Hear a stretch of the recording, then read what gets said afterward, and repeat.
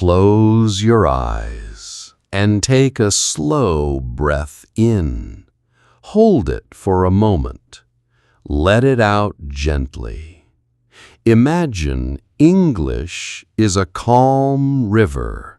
The water is clear. The current is soft. You and I sit in a small boat. We move together with ease. The sun is warm on our faces. The wind is light and kind. You are safe here. Your mind is open. Your heart is ready. Welcome, friend. Welcome to a long, gentle podcast where the words are simple and the pace is slow. We will practice together. We will smile together. We will learn together. Hello, students. My name is Stuart, but my friends call me Stu. I live in New York City, in the United States. I was born in Brooklyn, one part of this big city. When I think of my home, I hear the soft rumble of the subway. I see yellow taxis moving like bright fish in a busy river of streets. I smell hot bagels, strong coffee, and pizza slices with fresh tomato and basil. New York is loud and fast, but in this podcast, we are quiet and slow.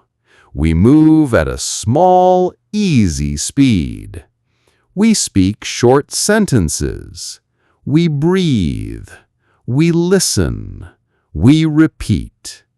This is a safe place to practice. This is a friendly place to grow. I speak in slow English because I remember my own struggle with learning a new language. When I learned Spanish, fast audio made my head spin. I felt lost and sad. I pressed pause many times. I wanted to understand, but the words ran away from me. One day, I found a slow audio lesson. The voice was calm.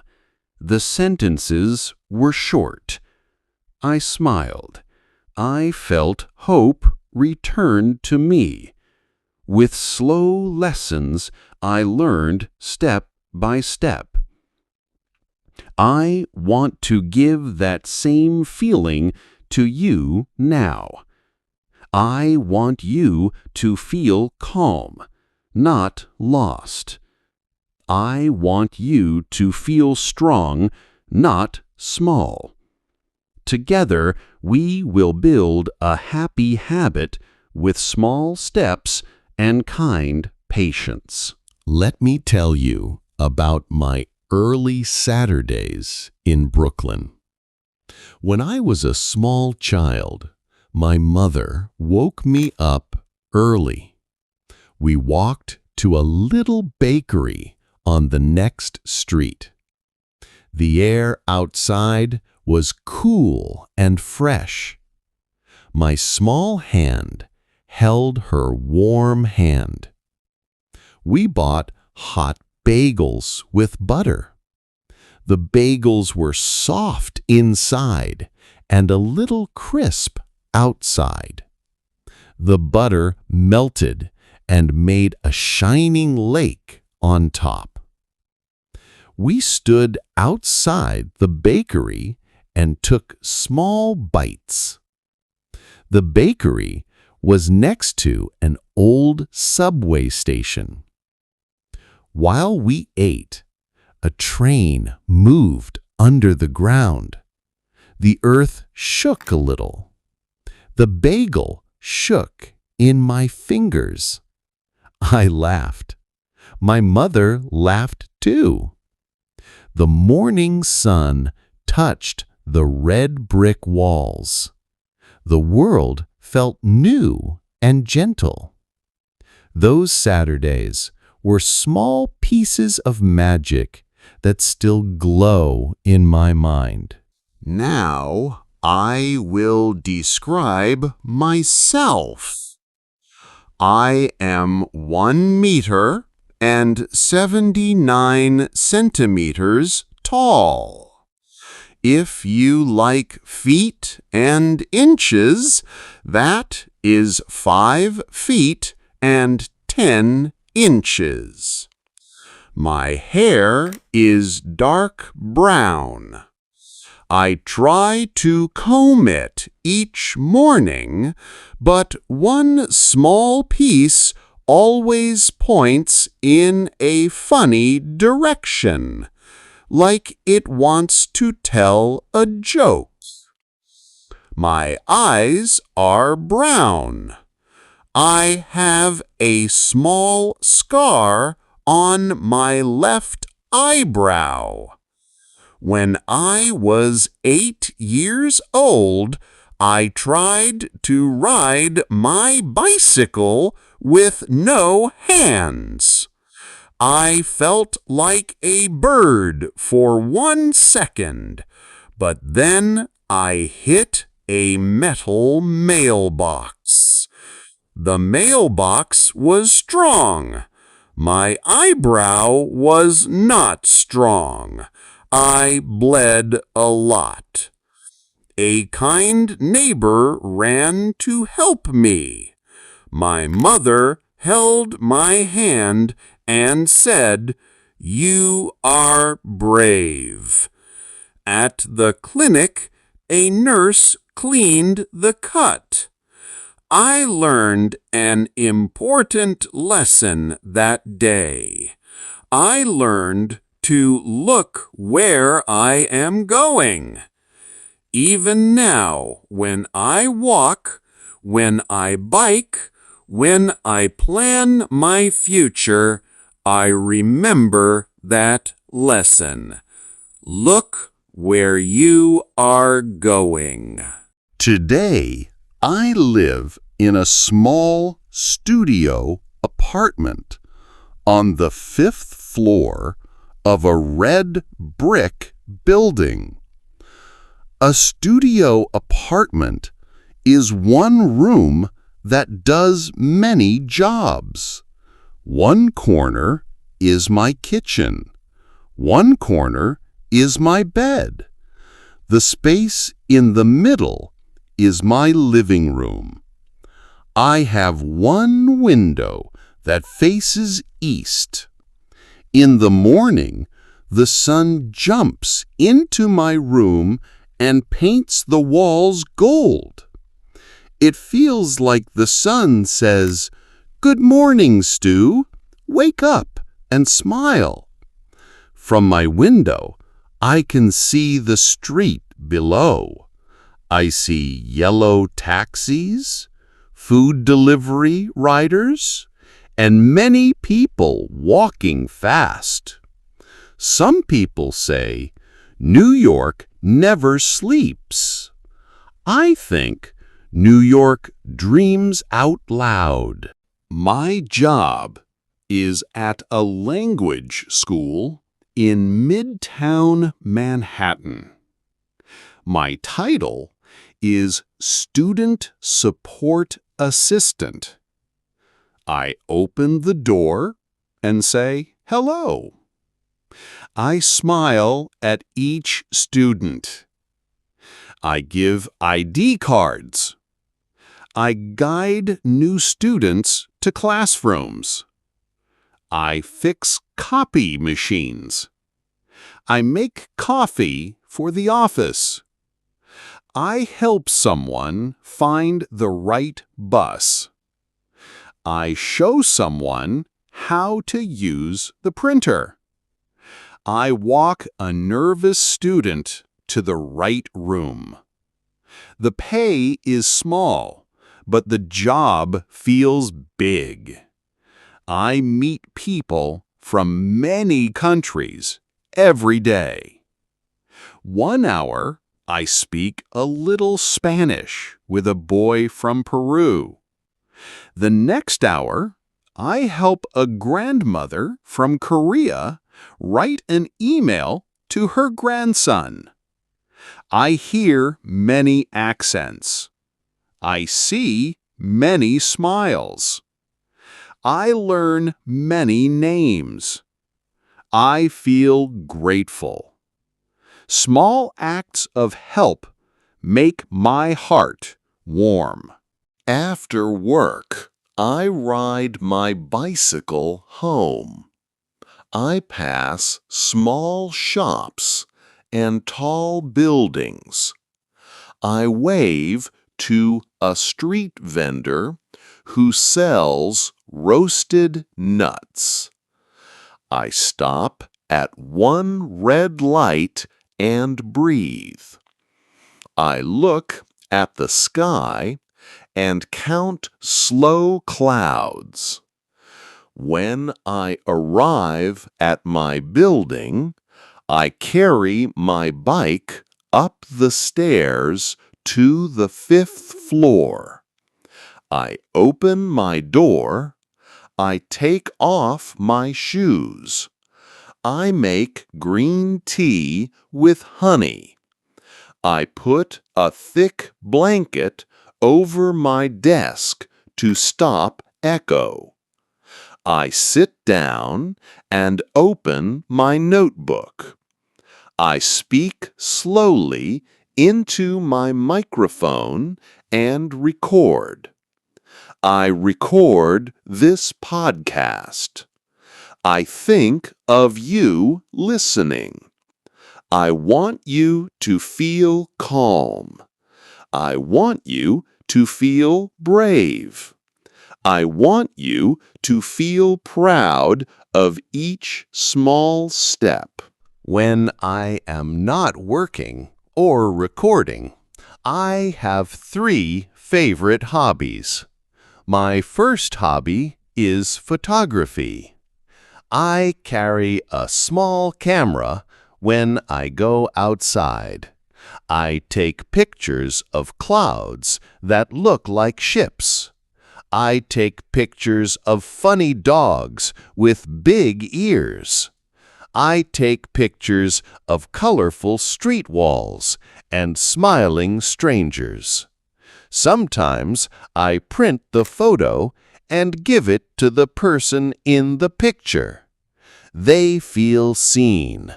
I feel happy. A photo is like a little window. It shows a small piece of time. It says, "Look, this moment was real. This smile was real. This light was real." My second hobby is cooking. I like fresh herbs and strong spices. I like the smell of garlic and the bright taste of lemon. My favorite dish right now is lemon and rosemary chicken with honey carrots.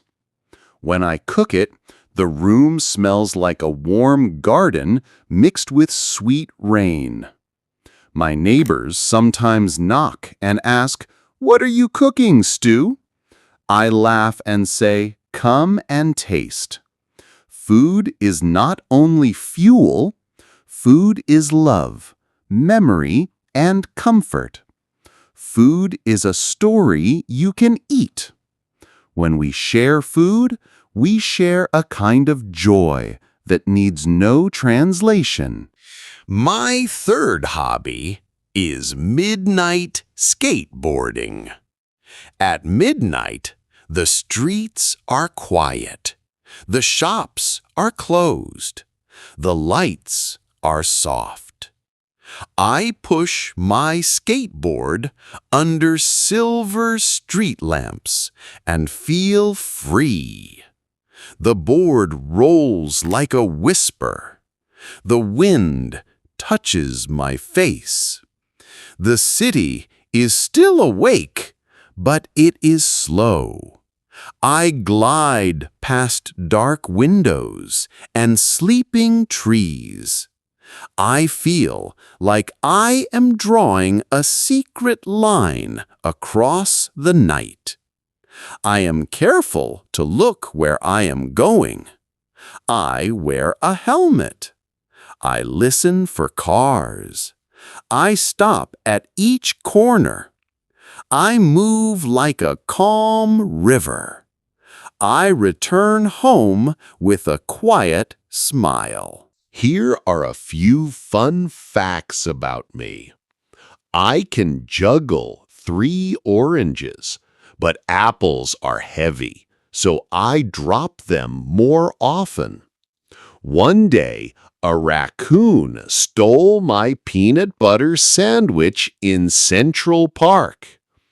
I keep 97 plants in my small apartment.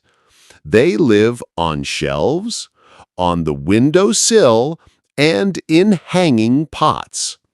I name some of them. One is called Sunny, one is called Moon.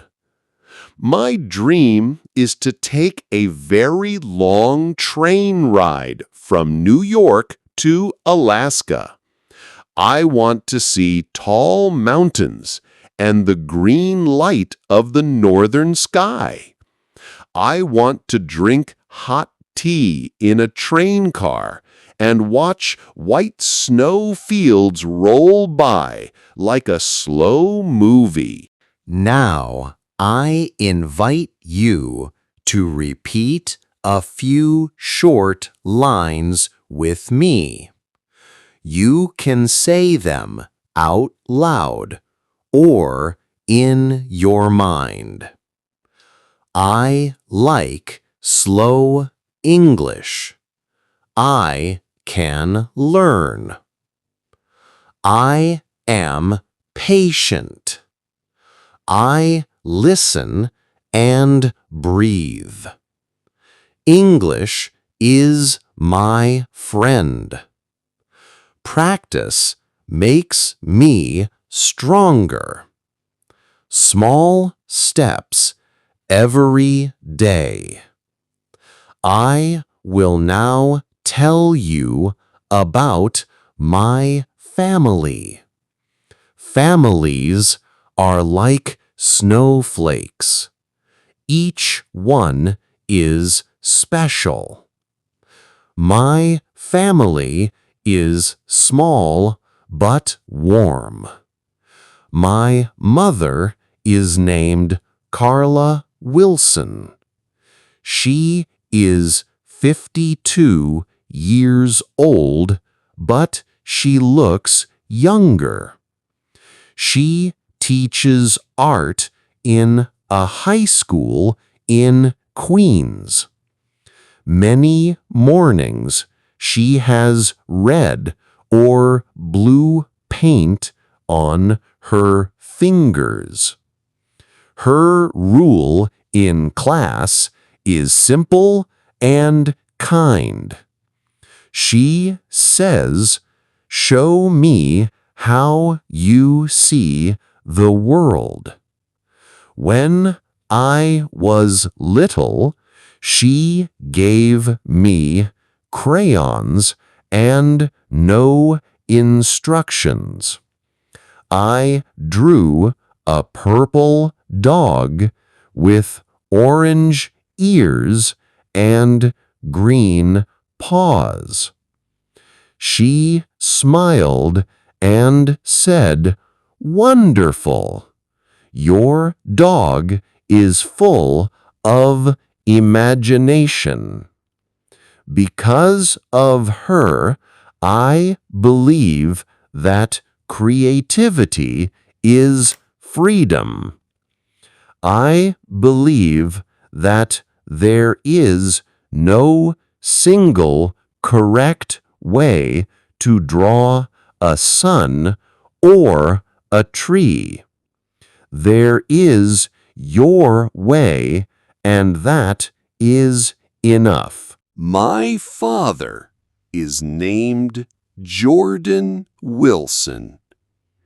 He is 55 years old, tall and calm. He repairs old pianos.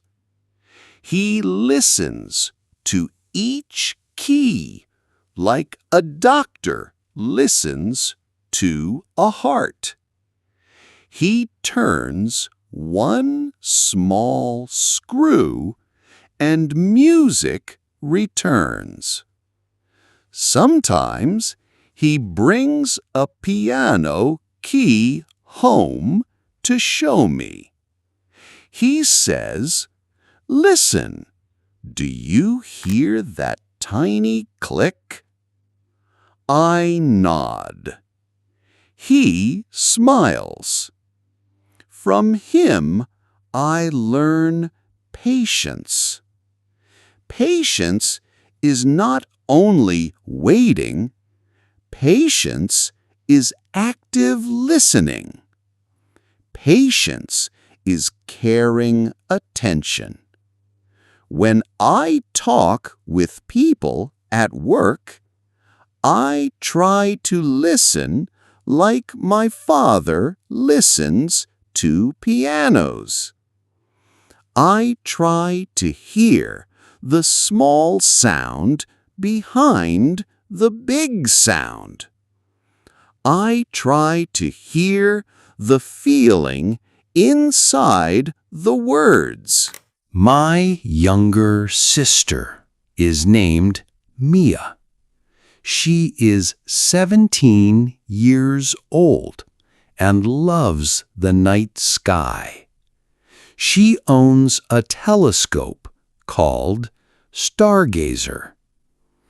On clear nights, she calls me and says, "Come to the roof. The moon is bright." We wrap blankets around our shoulders and climb the stairs to the roof. We sit on the cool concrete and look at the stars. Mia points and says, "That is a planet. That is Saturn with rings." I say, "Wow." We speak softly, as if the stars can hear us. Mia wants to study aerospace engineering. She jokes and says, "Dad fixes pianos. I will fix rockets." I laugh. I believe she will do amazing things. She is smart and brave. She is curious and kind.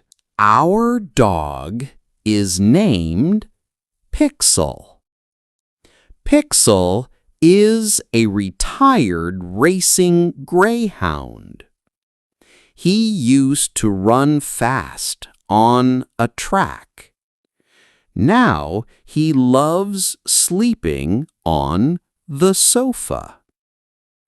He is tall and thin. His fur is silver and smooth. When I record this podcast, Pixel lies at my feet. Sometimes he dreams and moves his legs like he is running in his sleep. He makes small woof sounds. I whisper, "Good boy, dream big." When I take him for a walk, he sniffs every tree. He looks at pigeons with deep interest. He moves with grace, even when he is sleepy. He is my quiet friend. Every Sunday is Family Day. We meet at my parents' apartment in Queens. The building is old but cozy. The hallway smells like bread from a neighbor who bakes on weekends. We arrive late in the morning. Mom paints at the kitchen table. Dad tunes a small electric keyboard.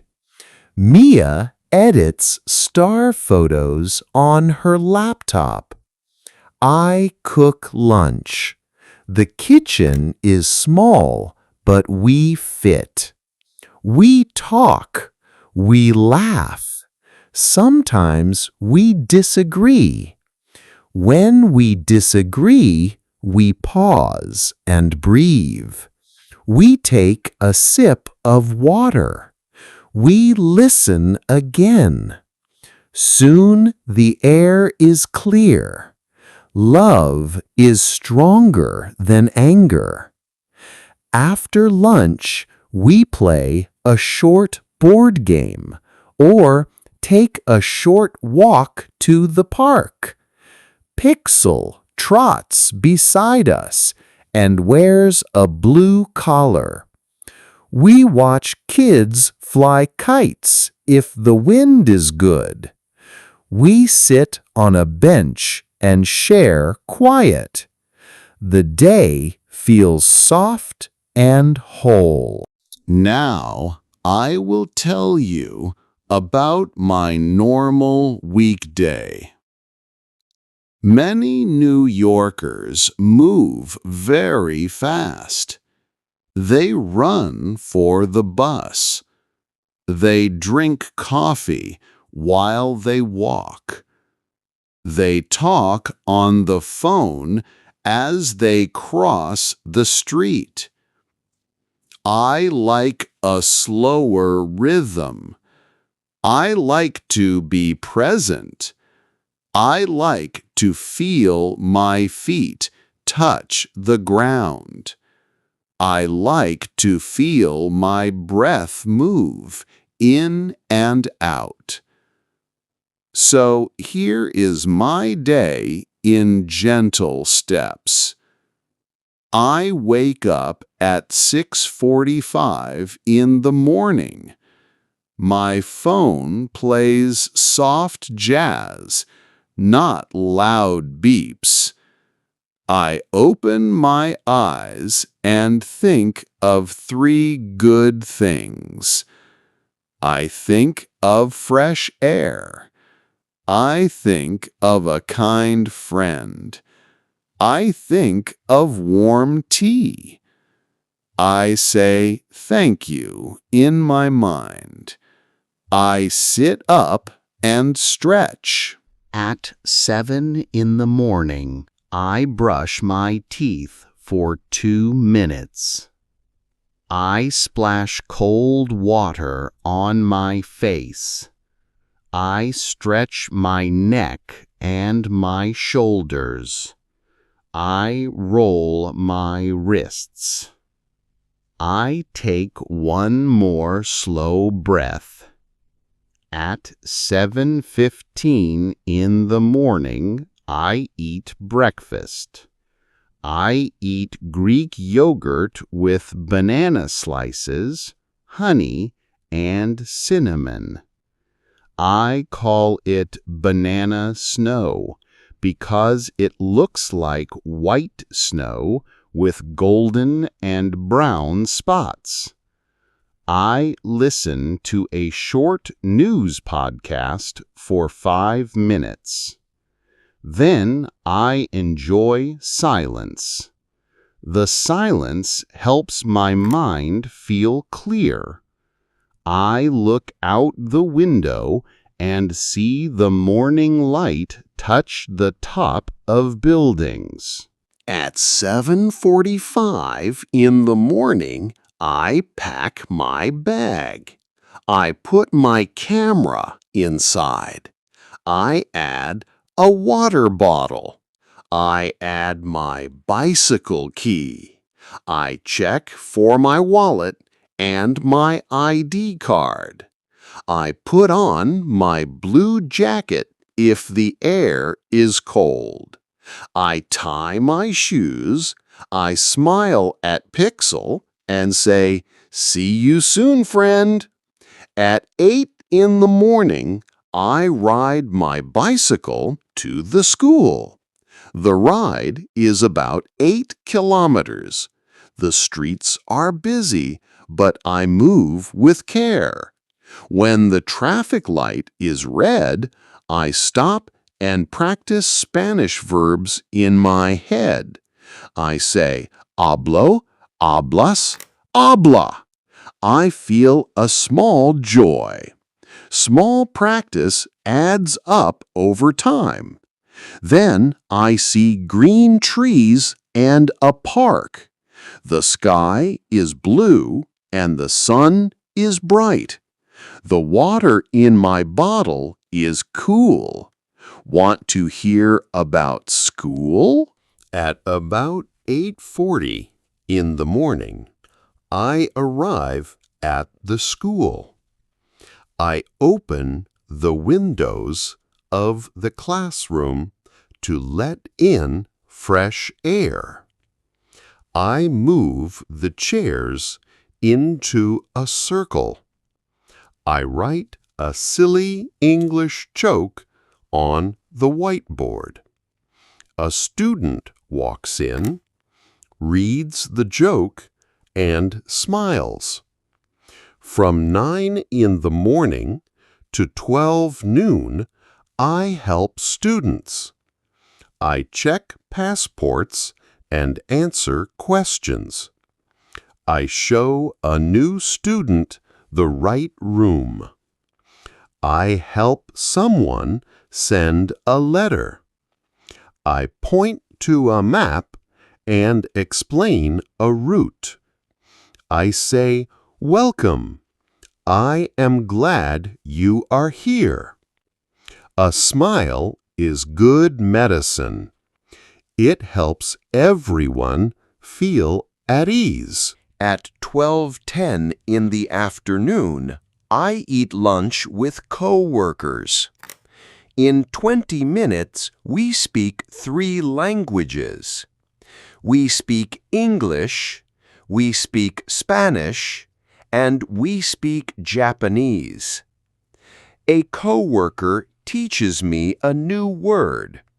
She says, "Otsukare-sama."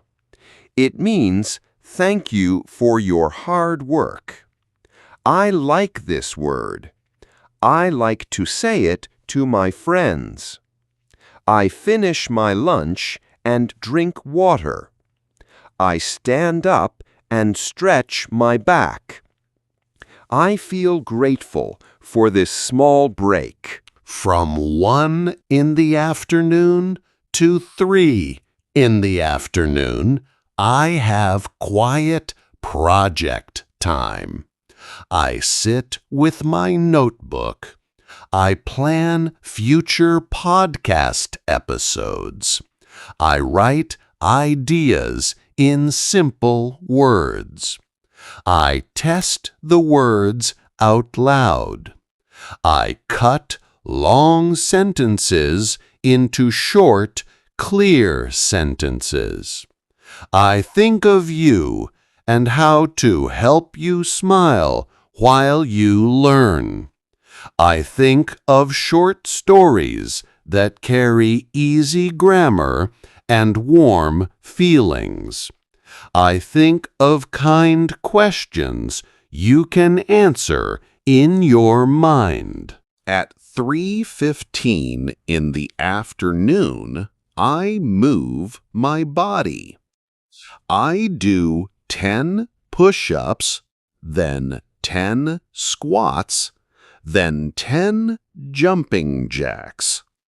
I repeat the set one more time if I have energy. My heart beats a little faster. My cheeks feel warm. My body says, "Thank you." I drink water and take a slow breath. At 4 in the afternoon, I go home. If it rains, I take the bus and read 10 pages of a novel. I look out the window at the wet streets. I watch the drops slide down the glass. If the sun is out, I ride my bicycle and look at trees. I pass a small park where children play. I pass a mural that shows 2 hands holding a plant. I feel a small joy again. I think, this is my city. It is noisy and kind. It is messy and bright. At 5 in the afternoon, I cook an early dinner. I make whole grain pasta with cherry tomatoes, garlic, olive oil, and cheese. I sit down and eat slowly. I drink water or green tea. I put the plate and fork in the sink and wash them right away. Future me says thank you. At 6 in the evening, I begin to record the podcast. I put a thick blanket over my desk to make the sound soft.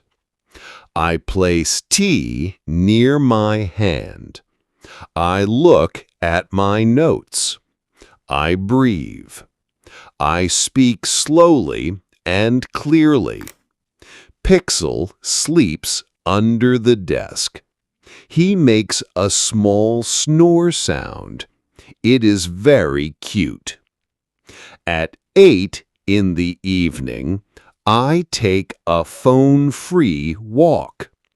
I leave my phone at home. I smell pizza slices on one corner. I watch city lights reflect on windows. I breathe and listen. My mind gets quiet. The day feels soft. At 9 in the evening, I open my journal. On the left page, I write 3 good things from the day. On the right page, I write 1 small thing to improve. I keep my words simple and kind. I do not judge myself. I smile at small progress. At 9:30 in the evening, I turn my laptop off. I turn my Wi-Fi off. I put my phone in airplane mode. I call this a digital sunset.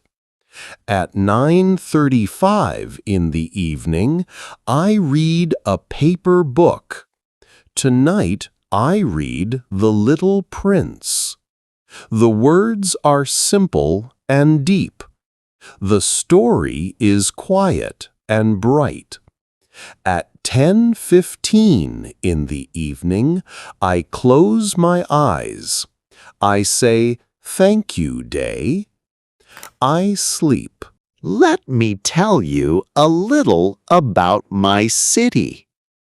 New York City has 5 boroughs.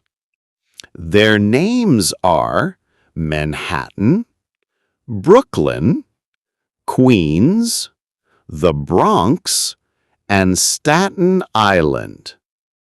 Manhattan has tall glass towers and very bright lights in Times Square. Brooklyn is relaxed and famous for street art and pizza. Queens has food from more than 200 countries. The Bronx is the home of hip-hop and has a big park with a famous zoo. Staten Island has a free ferry that shows a perfect view of the Statue of Liberty.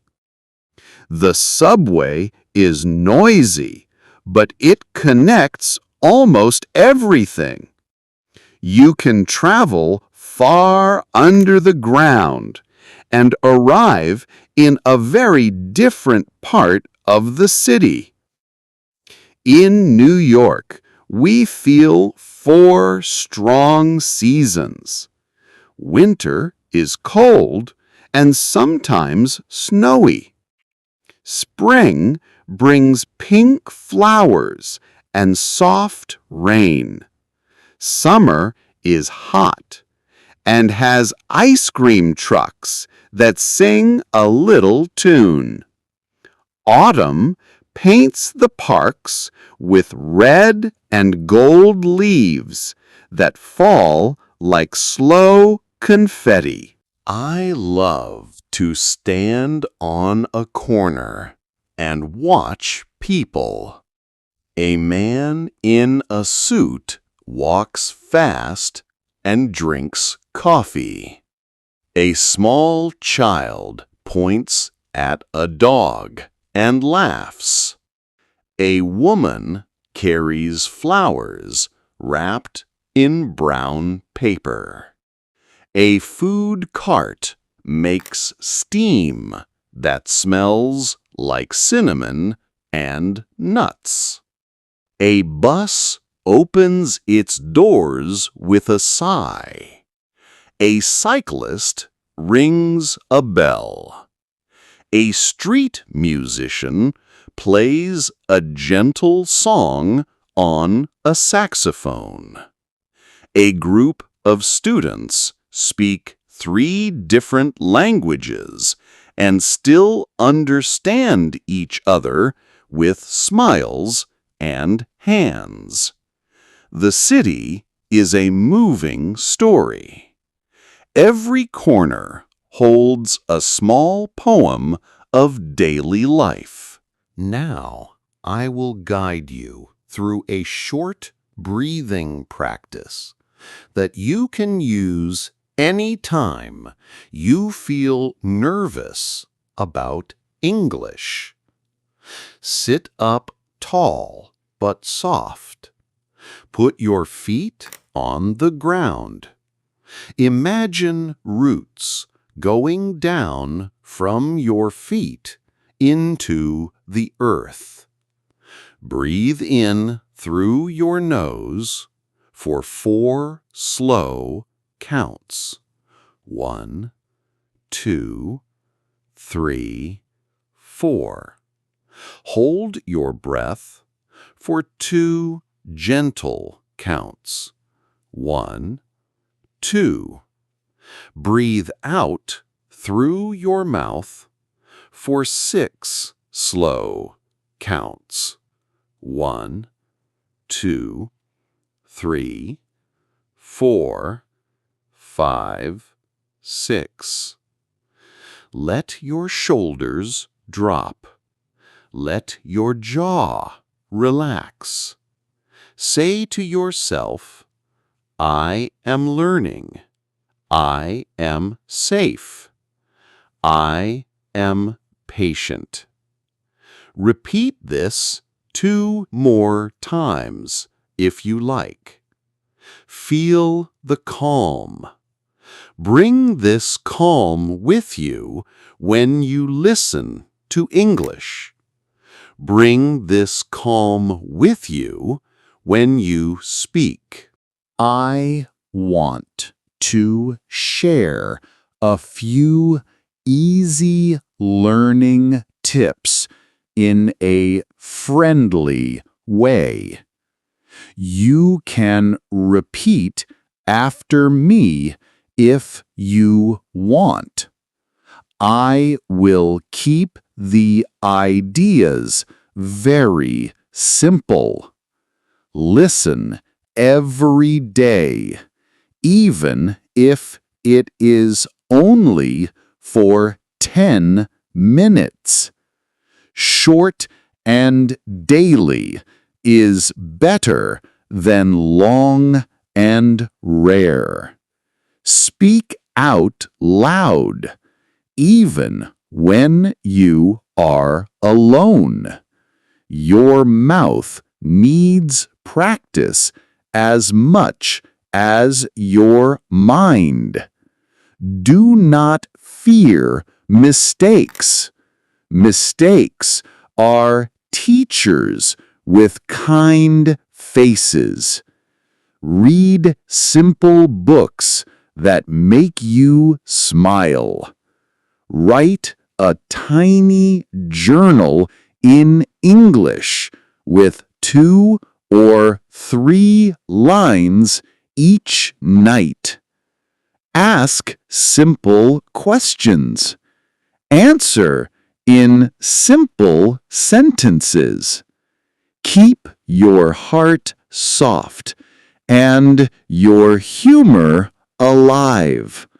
You are doing well. Let me share a small story from my work. One day, a new student arrived late. She looked tired and worried. She held her bag with both hands. I smiled and said, "Welcome. You are here now. You are safe." She smiled back a little. I walked with her to the classroom. I showed her a seat. The teacher said, "Good morning." The class said, "Good morning." At the end of the day, the student came to my desk. She said in slow English, "Thank you for your kind eyes in the morning." I felt tears in my eyes. Kind eyes are small, but they can open a big door. Later, I wrote in my journal, "Today I saw how a small moment can change a whole day." I also want to tell you about a small tradition I have on Tuesday evenings. I call it World Kitchen Night. Every Tuesday, I cook a dish from a new country. I read one short article about that country. I play one song from that country while I chop and stir. One Tuesday, I made Thai green curry. The new spice was lemongrass. The new fact was that Thailand was never a European colony. The new song was happy and light. Another Tuesday, I cooked Moroccan couscous. The new spice was raw el hanout.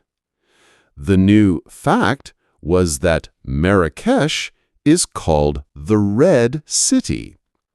The new music was nawa with metal castanets. Some dishes taste great. Some dishes taste strange. All dishes are teachers. When you cook, you travel without a plane. You travel with your nose and your tongue and your heart. On Saturday mornings, I go to the farmer's market. Small white tents stand in a line. Each tent has bright signs. One tent sells red apples. One tent sells green lettuce. One tent sells yellow cheese. One tent sells brown bread with seeds. One tent sells orange carrots with green tops. The farmer often says, "Would you like a sample?" I smile and say, "Yes." Free samples are small gifts. I taste, I nod, I buy. I pay with cash because cash feels friendly. I carry one reusable bag. The bag becomes heavy. A heavy bag means a happy fridge. At home, I wash the lettuce, cut the apples, and toast the bread. I make a large salad and pour a little honey on top. I sit by the window and eat slowly. The city moves fast outside, but my lunch moves slow inside. My tiny apartment works hard for me. When you open the door, there is a small wooden shoe rack. A mirror shaped like the sun hangs above it.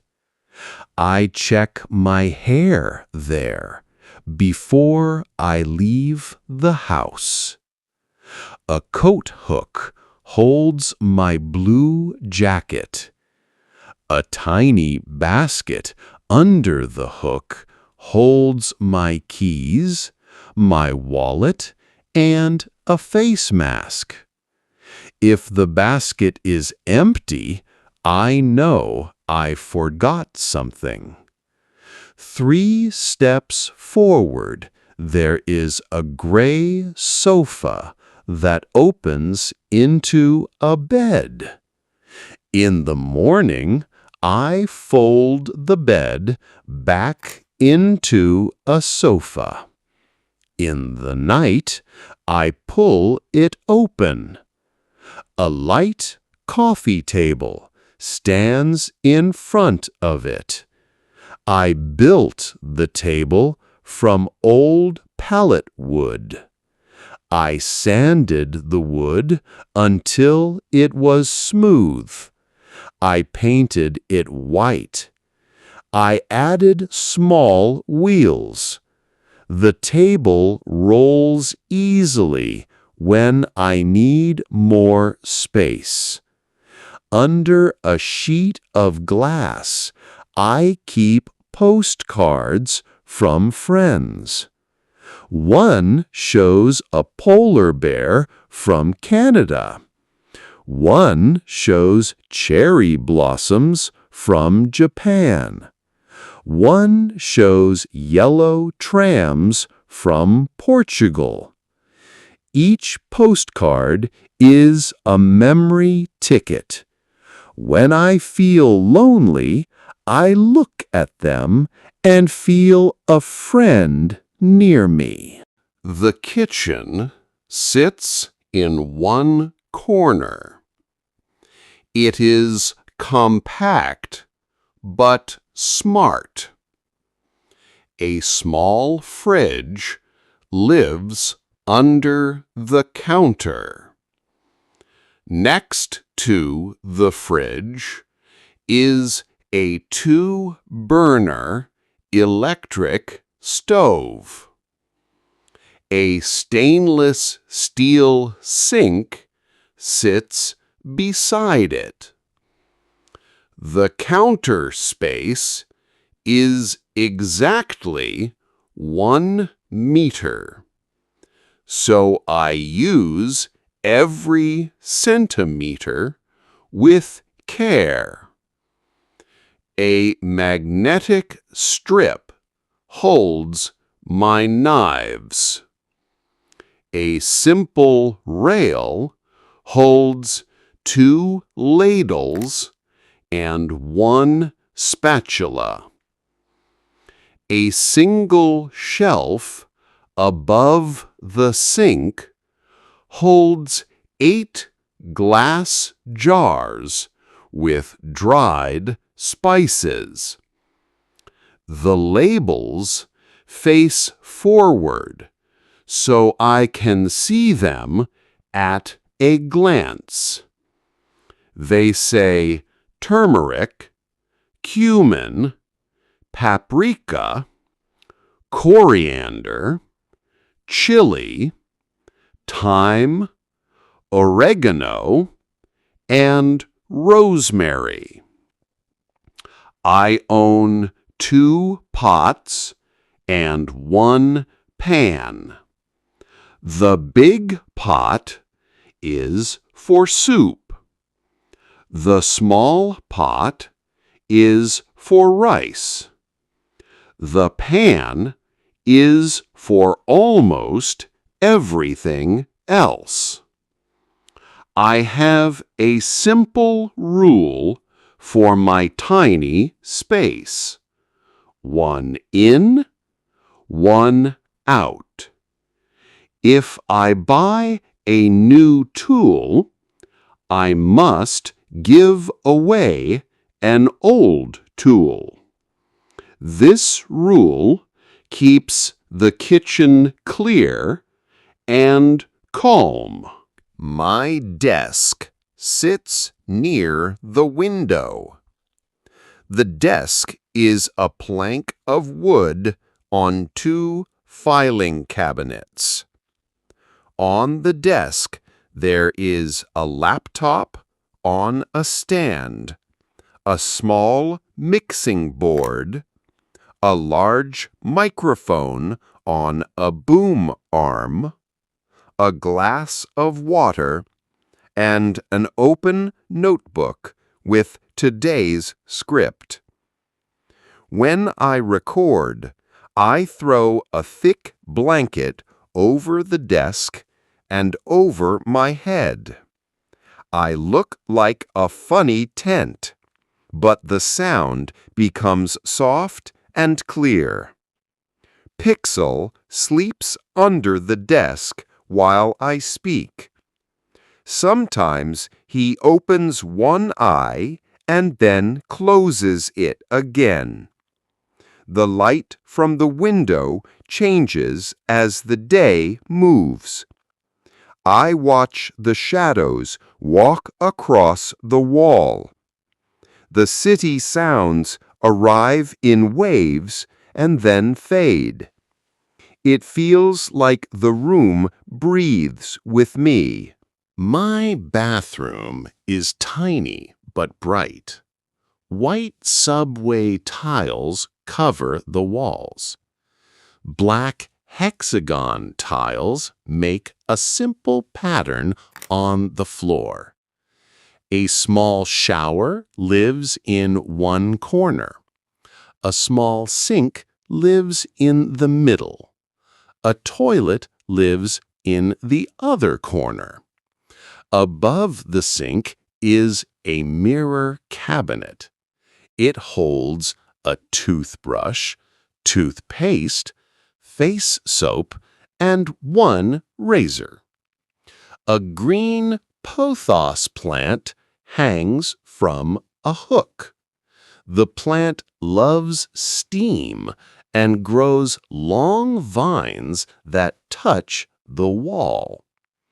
When I take a shower, I feel like I am in a small jungle. I smile at the plant and say, "Good morning, friend." It may sound silly, but it makes me happy. Storage is important in a studio. I use vertical space to keep things tidy. A shelf above the door holds winter scarves and extra blankets. Hooks on the back of the bathroom door hold towels and a hairdryer. 2 plastic boxes live under the sofa. 1 box holds winter clothes. 1 box holds old letters and photos.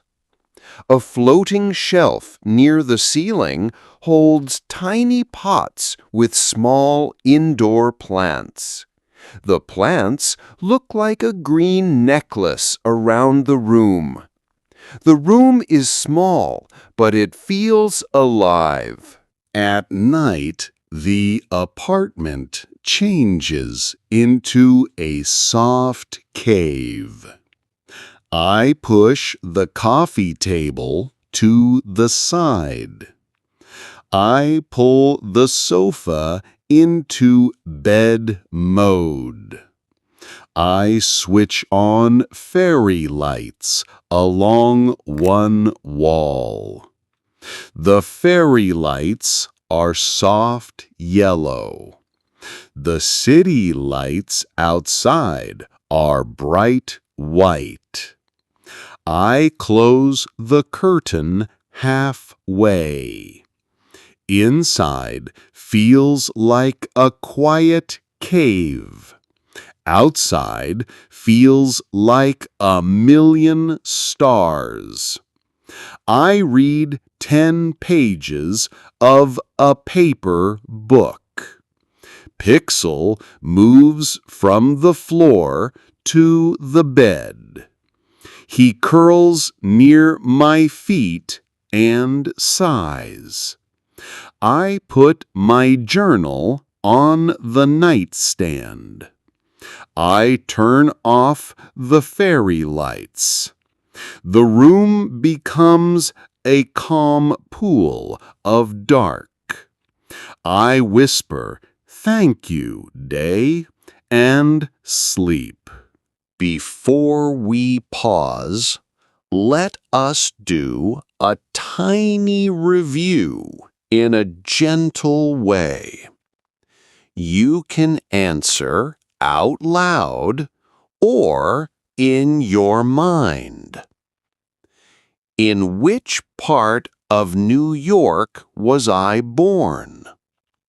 I was born in Brooklyn. How tall am I? I am 1 meter and 79 centimeters tall, which is 5 feet and 10 inches. What did I hit when I was 8 years old? I hit a metal mailbox. How many houseplants do I have? I have 97 houseplants. What is my dream trip? My dream trip is a long train ride from New York to Alaska to see mountains and the northern lights. If you felt good answering, smile. If it was hard, smile anyway. You are learning. You are growing. You are doing your best. Now, repeat a few more short lines with me, slowly and clearly. I am here. I am learning. I make small steps. Small steps become big change. I listen with care. I speak with courage. I rest when I need rest. I try again with a kind heart. You have reached the end of part 1 of this long, slow podcast script. You did very well. Drink some water. Stretch your arms. Look out a window and soften your eyes. When you are ready for more, I will be here.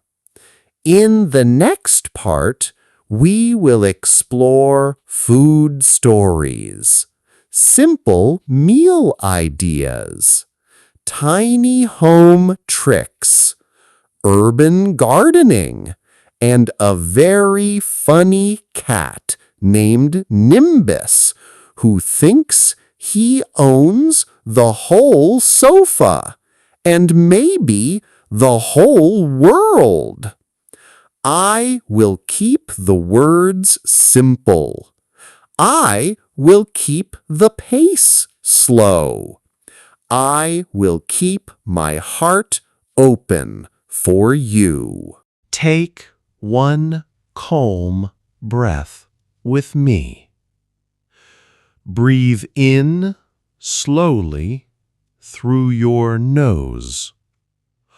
Hold it for a short moment. Breathe out gently through your mouth. Feel your shoulders drop. Feel your jaw relax. You are safe. You are here. You are doing well. We will keep moving like a quiet river. The water is smooth. The words are clear. Welcome back, friend. Today, I will tell you more about food, home life, city plants, and my very funny cat named Nimbus. The English will stay simple. The speed will stay slow. You can close your eyes if that helps you listen. You can open your eyes if that helps you imagine. There is no rush. There is only a kind rhythm that helps your mind learn and helps your heart feel calm. Food is a story you can eat. Food is also a feeling. It is comfort. It is memory. It is travel without a plane. When I taste tomato soup, I am 4 years old again. I sit at my grandmother's table. The bowl is warm in my small hands. The soup is red and smooth. Little pasta letters float on top like white boats. I try to spell my name with the spoon. I never find all the letters in one scoop. I laugh and try again. My grandmother laughs with me. She touches my shoulder. She says, "You are loved." I did not know many words in that moment, but I felt the message. Even now, when I drink tomato soup, I feel safe. The soup is a door. It opens the same warm room in my memory. When I was 6 years old, my father baked apple pie. The apples were soft and sweet. The crust was golden and flaky. The smell filled the whole apartment and walked into every room. I waited in front of the oven like a small guard. The timer rang. I jumped like a popcorn kernel in a hot pan. My father said the pie must cool. I said cooling is the hardest part. He smiled and cut me a tiny slice, just a taste. I bit the slice too fast and burned my tongue. It hurt. I cried a little. Then I laughed, because the sugar was strong and the love was stronger. Sometimes a small pain makes a memory stay with us. I still think of my father's warm hands, steady and kind, when I smell apples and cinnamon. As I grew older, food became a map of the world for me. New York City is like a giant menu. You can walk for 1 hour and meet many countries with your tongue. You can eat Mexican tacos in the morning with eggs, beans, and salsa that wakes you up. You can slurp Japanese ramen at noon with slow noodles and a deep, salty broth that hugs your stomach. You can tear a French croissant in the afternoon and feel butter flakes fall on your shirt. You can sit with Ethiopian injera at dinner and use your hands to scoop spicy lentils. You can close the day with Italian gelato that tastes like cool pistachio clouds. Each bite is a passport stamp. Each bite says, "Welcome. Thank you for visiting my home." I made a small rule for myself. I call it World Kitchen Night. It happens on Tuesday. Tuesday is my cooking adventure day. On that evening, I choose one country. I read a short article about that place.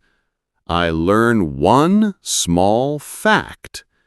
I choose one song from that place and play it while I cook. I choose one spice I never used before, and I let that spice teach me. One Tuesday, I cooked Thai green curry. The new spice was lemongrass. It smelled like a lemon garden after rain. I learned that the people in Thailand often say a kind word that sounds like "sawatdee" when they greet you. The song I played was bright and light. I smiled while I chopped.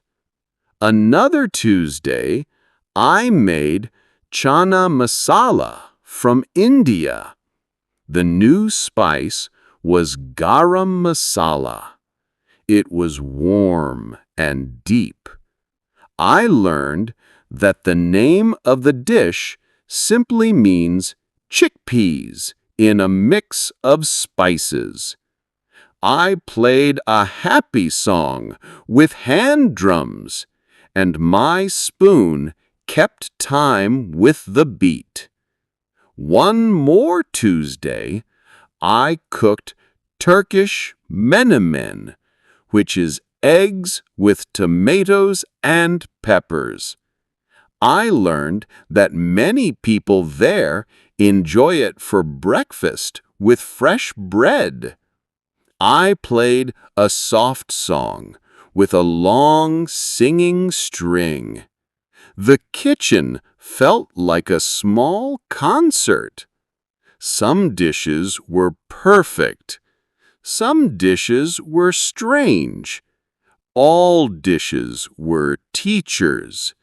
The taste said, "Hello, nice to meet you."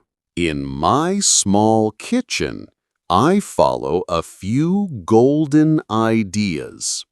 I buy ingredients, not finished meals. I bring home carrots, garlic, and rice, not a heavy box with long, hard words on the label. My hands turn simple things into a meal. I taste as I cook. I do not wait until the end. If the soup is too salty, I add a small potato, and the potato drinks some salt. If the soup is too flat, I add a little lemon juice, and the soup wakes up. I clean while I cook. I wash the cutting board after I cut onions. I rinse the pan while it is still warm. Future me always says thank you. The last idea is my favorite. I share the meal. Food without people is only fuel. Food with people is a party. Even if it is a tiny party for 2 people at a tiny table, it is still a party, and it is still love. The farmer's market is a gentle ritual for me.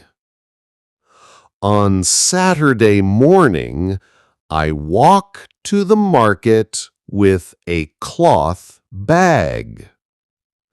Small white tents stand in a long line like little ships at a dock. Each tent sings a color. One tent sings red apples. One tent sings green lettuce. One tent sings yellow cheese. One tent sings brown bread with seeds. One tent sings orange carrots with soft green tops. The farmer often says, "Would you like a sample?" I smile and say, "Yes, thank you." I take a small bite. I nod. I buy. I pay with cash because cash feels like a handshake. I say, "See you next week." I carry my bag home. It becomes heavy. A heavy bag means a happy fridge. At home, I wash the lettuce and put it in a clean bowl. I slice the apples and watch the white turn to a little gold. I toast the bread. I make a big salad. I add a soft rain of honey on top. I sit by the window. I eat slowly. The city outside moves fast. My lunch inside moves slow. My heart moves slow, too. It is a nice balance. People ask me, what do I eat on normal days? I keep my days simple. On Monday, I often cook brown rice with steamed broccoli and small pieces of chicken with garlic. On Tuesday, I explore my world kitchen night and let my tongue travel. On Wednesday, I make whole grain pasta with an easy tomato sauce and a little olive oil. On Thursday, I make an omelet with spinach, onion, and cheese, and I fold it like a soft blanket.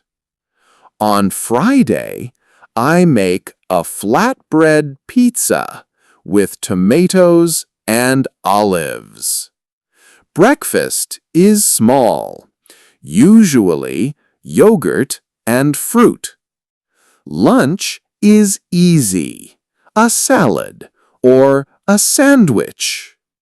I drink water or green tea.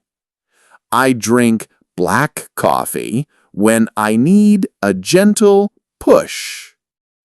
On Sunday, I let myself enjoy a sweet dessert, maybe one slice of cake. One slice is enough. The smile is big. The plate is small. I like to think of spices as friends with different voices. Cinnamon is warm and kind. Ginger is bright and quick. Garlic is strong and brave. Basil is soft and sweet. Cumin is earthy and calm. Turmeric is golden and steady. Lemon is a bell that rings in the mouth. Honey is a soft blanket for the tongue. When I open the jar and a smell rises, I say hello to that friend. I invite the friend to join the pan. We talk in steam. We dance in bubbles. We make a small song together, and the song becomes supper. Cooking is not only about taste. It is also about time and attention. When I chop vegetables, I keep my fingers curled and safe. When I cook on the stove, I turn the pan handle to the side so I do not hit it by mistake. When I boil water, I do not walk away. I stay, I watch, I listen. The kitchen is a classroom. It teaches focus. It teaches care. It teaches patience. At the end, it gives a reward you can eat. This is a very kind school. Now, I will walk you through one simple recipe that I love. We will cook lemon and rosemary chicken with honey carrots. I wash my hands first. I pull a small pan from the shelf. I place it on the stove. I cut carrots into long sticks. I put them in the pan with a little water and a small spoon of honey. I let them simmer until they are soft and shiny. In another pan, I warm a small line of olive oil. I put in chicken pieces with a tiny pinch of salt and a tiny pinch of pepper. I let one side become golden. I turn the pieces over. I add a little lemon juice and a few rosemary leaves. The smell rises and fills the room. It smells like a garden after rain. I turn off the heat. I place the chicken on a plate. I add the carrots on the side. I sit down. I take a slow bite. I close my eyes and smile. Cooking is a gift you give to your future self. My tiny apartment supports this cooking life. You already know it is small. You already know it works hard. Today, I will tell you how the room feels in different lights. In the early morning, the east window glows like a gentle lantern.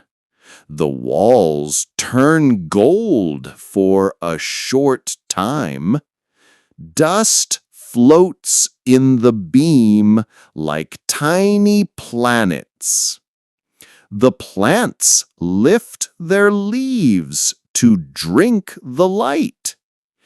Pixel stretches and makes an old dog sigh. I make tea and watch the steam curl. This is a quiet show that only I can see. In the afternoon, the light becomes white and strong. It sits on the desk and warms the wood. I write better in that light. I think better, too. In the evening, the light turns soft again. I switch on fairy lights. The room takes a deep breath. The city outside becomes loud, but my cave inside becomes calm. I like this balance. It keeps me kind. I keep my home clean with small steps. I do not wait for a big, heavy day. After breakfast, I wash the bowl and spoon. After dinner, I wash the pan and plate. I wipe the counter with a damp cloth. I put things back in their places. On one day, I water plants. On another day, I wash the floor with a light mop. On another day, I change the bed sheets. I do not do everything at once. I do one small thing at a time. My mother taught me this. She said many small cares make one big comfort. She was right. When the room is clear, my mind is clear. When the room is kind, my heart is kind. I also make my home a place for learning. I keep a few books on a small shelf near the bed. I keep a notebook and a pen on the desk. I keep my microphone ready and my blanket ready for recording. I keep my camera batteries in a small box. I keep my spices in glass jars with the labels facing forward. I do this so that when I want to work, I can begin without a hunt. I do not waste time looking for a pen. I do not waste time looking for a jar. I can flow. A clear space is like a clear road. It helps your wheels roll. Now, I want to tell you about my city plants. I love plants. They help a small room feel alive. They clean the air. They teach patience. They move slowly, but they always move. I grow herbs on my windowsill. I grow basil, mint, and parsley. I grow chives in a small white pot. I grow thyme in a tiny clay pot. I touch the leaves and smell my fingers. It feels like a small garden inside a big city. It feels like a quiet friend who listens and never judges. I also grow a few plants in water. I cut a small piece from a plant. I put the stem in a glass. I wait. In a few weeks, small white roots appear like soft threads. Then I place the new plant in soil. It feels like magic, but it is simple science. A plant knows how to grow. It only needs time and light and water and a little love. Water is a big lesson in plant care. Many people give too much water. They give water every day because they think love is always more. But plants also need to breathe. The roots need air. I touch the soil before I water. If the top feels dry, I wait one more day and check again. If the soil feels dry deeper down, I give water slowly until some drops fall into the dish. I let the plant drink. I pour out extra water from the dish so the roots do not sit in a cold bath. Light is another lesson. My window faces east. This is kind light. It is bright in the morning and soft later. Some plants like this. Some plants want more sun. I listen to each plant. The leaves tell me a story. If a leaf turns yellow, I check water. If a leaf turns brown and crisp, I check sun. The plant and I learn each other. I also grow tiny greens in a tray.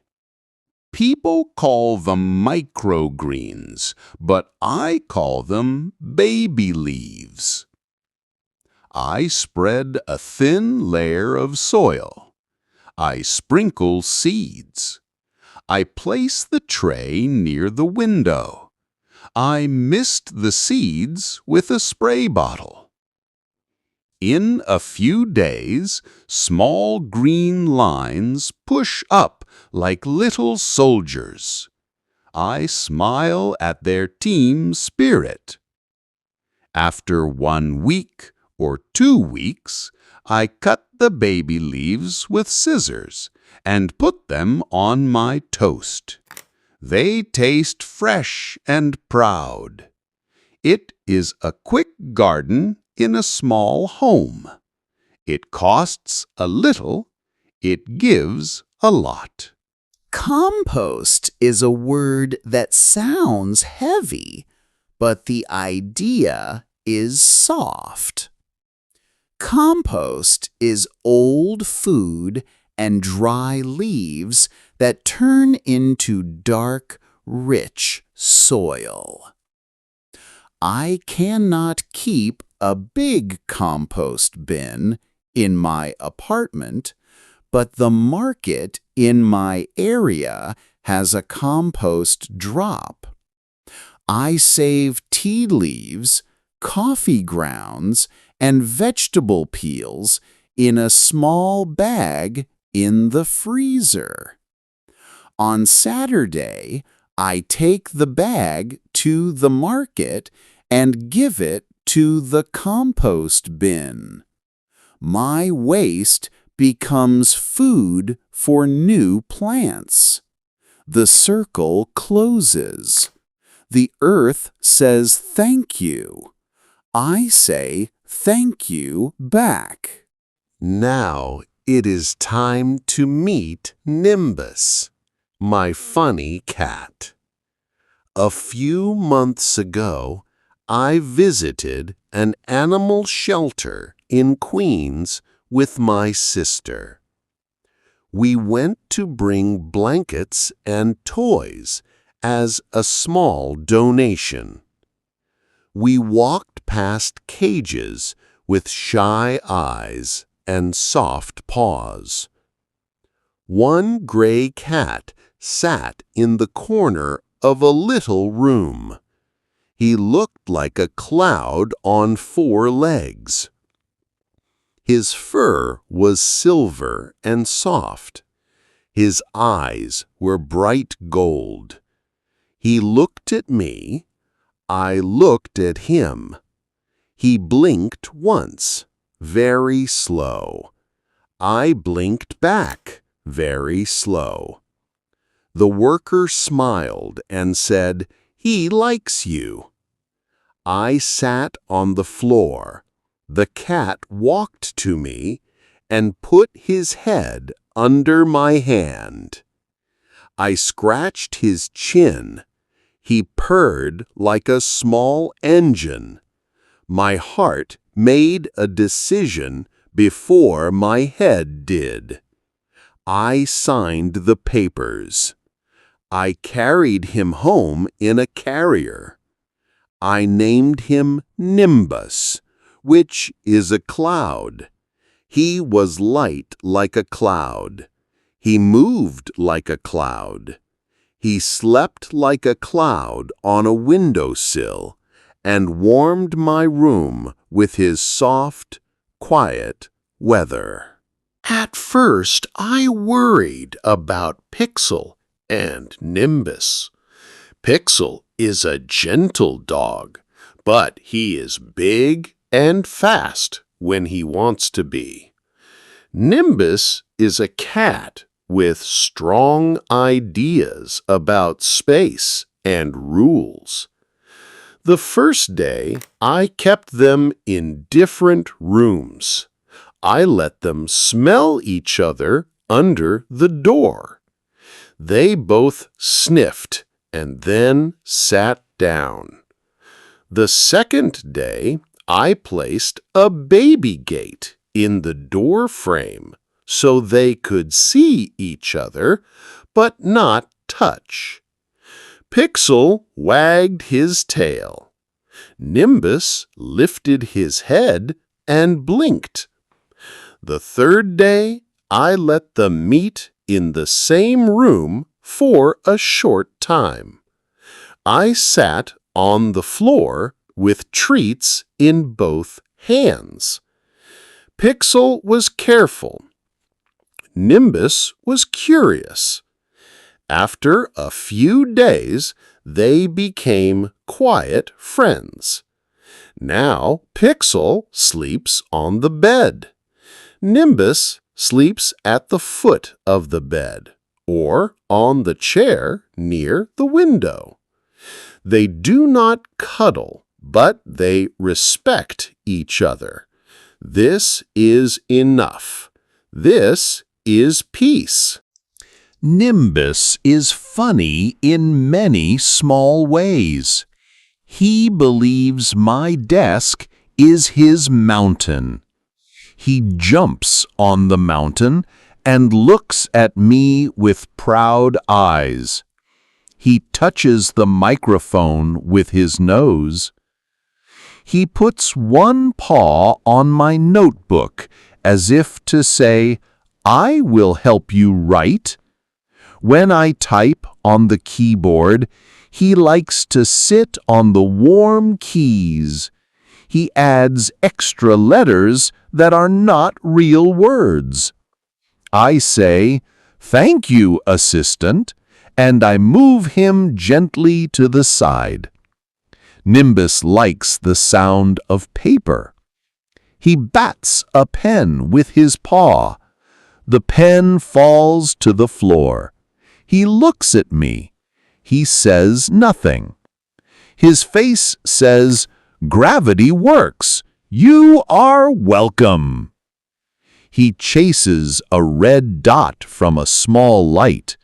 He runs and slides on the wood floor. His feet are fast. His body is quick. His mind is faster. Then he falls asleep on his back with his belly open.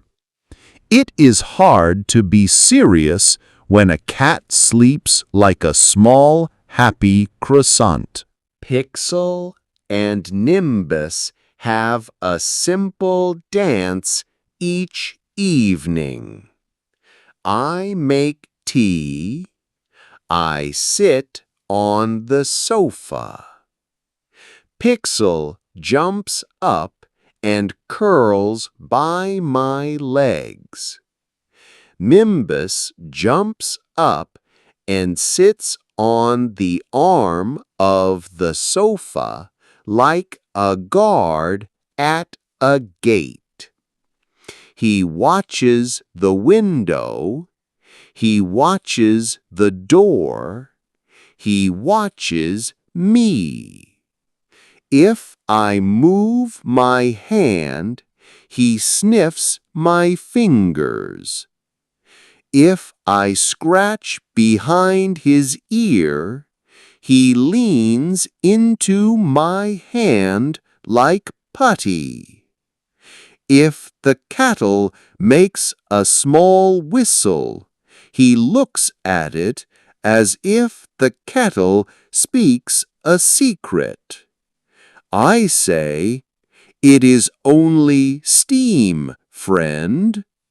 Nimbus blinks slowly. He understands steam. He is a cloud. When I record this podcast, I build a small tent with a blanket to make the sound soft. Pixel sleeps under the desk. Nimbus sits on top of the blanket. He is the roof ornament. Sometimes he meows, just once. It sounds like a tiny bell. I pause the recording. I scratch his chin. He closes his eyes. I start again. I do not mind the pause. A pause is a breath. A breath is important. You and I both need it. Even the podcast needs it. A pause is not empty.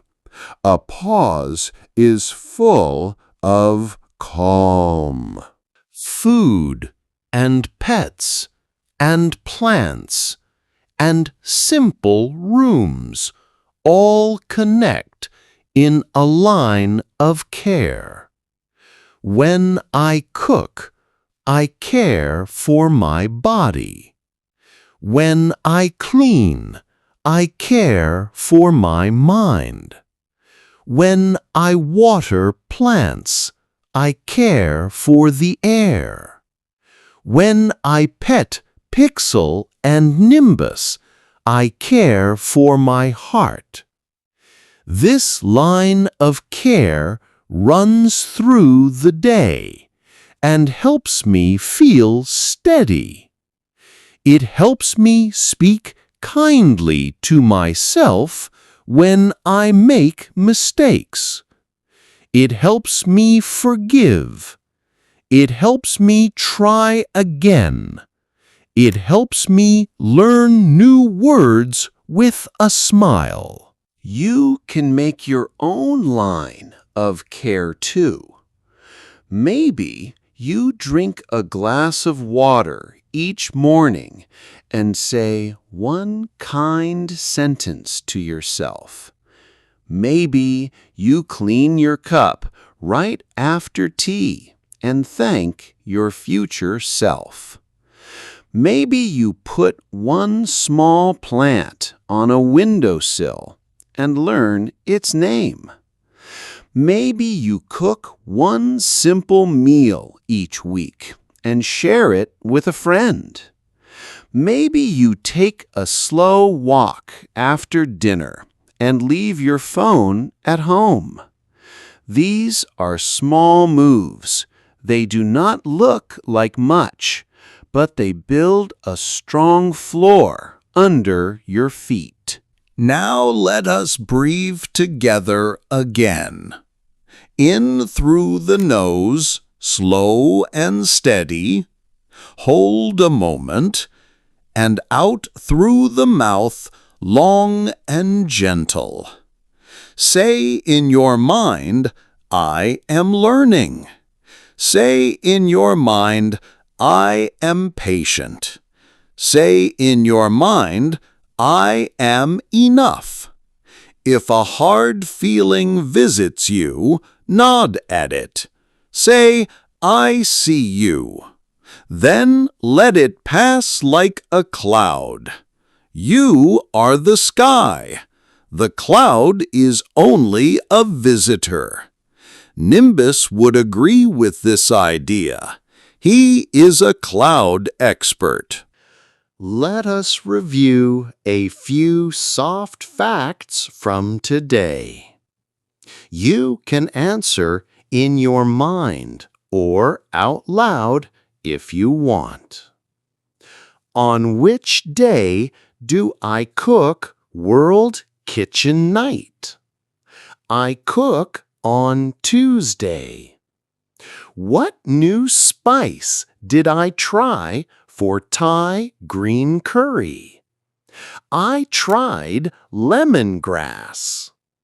What simple rule helps me keep my kitchen calm? I follow 1 in, 1 out. What does a heavy bag from the market mean? It means a happy fridge. What is the name of my cat? His name is Nimbus. How do Pixel and Nimbus live together? They are quiet friends who respect each other. If you answered these, give yourself a small smile. If you did not know, now you know. Learning is a slow friendship. It grows with time. Before we end, I want to give you a tiny language practice. You can repeat after me slowly. I cook simple food. I taste as I cook. I clean as I go. I share my meal. I water my plants. I listen to my breath. I speak with a calm voice. I learn one small thing each day. I am on my way. You did great work today. You listened with care. You walked through kitchens and markets. You felt the soft steps of a dog and the light paws of a cloud cat. You sat in a small city room that holds a whole world of simple joys. Take one more drink of water. Stretch your arms. Look at one green thing, even if it is a tiny leaf outside your window or a picture on your wall. Say thank you to your day. Take a slow breath in. Hold it for a soft moment. Let it out gently. Feel your shoulders drop. Feel your face relax. You are here. You are safe. You are doing good work. We will keep moving like a calm river. The words will stay simple. The speed will stay slow. Welcome back, friend. Today, I will share small city adventures, gentle study habits, easy storytelling in English, and a few funny mistakes that helped me learn. You can close your eyes while you listen. You can open your eyes if you want to imagine the scenes. There is no rush. There is only steady kindness, step by step. I love small adventures in a big city. They do not need a lot of money. They do not need a lot of time. They need curiosity and soft eyes. On one quiet morning, I wake early. The sky is pale blue. The city is still sleepy. I put on my shoes and walk to the river. The air is cool. I hear gulls. I hear water kiss the stones. I see a runner pass me with light feet. I sit on a bench and drink warm tea from a small cup. The sun climbs above the buildings. The light touches the water and makes a moving path of gold. I close my eyes for a moment. I breathe. This is my first adventure. It is a peaceful start. Another day. I visit a public library. Libraries are quiet treasure rooms. I walk through tall doors. I smell paper and dust and time. I see a child sit with a big book and a big smile. I see a student write notes with a serious face. I find the language shelf. I pick a simple English story for later. I also pick a photo book of New York parks. The pages are calm. A librarian wears a sweater with red stripes. She stamps my books and says, "Have a nice day." I say, "Thank you, you too." I leave with a small bag and a bigger heart. A library card is a key to many doors. A museum can be free if you choose the right time. I like to go when it opens. I step inside when the rooms are empty. I stand in front of one painting. I look for 1 whole minute without moving. I breathe and ask, "What do I feel?" I notice the colors. I notice the lines. I notice my shoulders relax. I read a small sign. I learn one new fact. I do not try to see everything in one day. I see a few things and let them sink into me. A slow museum is a good museum. Sometimes I take the free ferry to Staten Island. I stand on the deck and feel the wind. I watch the Statue of Liberty on my left side. I see tourists wave and take pictures. I hear many languages around me. I smile at a baby who holds onto the rail with small fingers. The ferry moves across the water. The city behind me looks like a mountain of glass and stone. The ferry horn sings a low note. I take a deep breath of salt air. The ride is short. The feeling is big. I like to make my own tiny tours. I pick one street I do not know. I walk from one end to the other end. I look at doors. I look at windows. I look at flower pots on steps. I look at chalk drawings by children on the sidewalk. I stop at a small bakery and buy one fresh roll.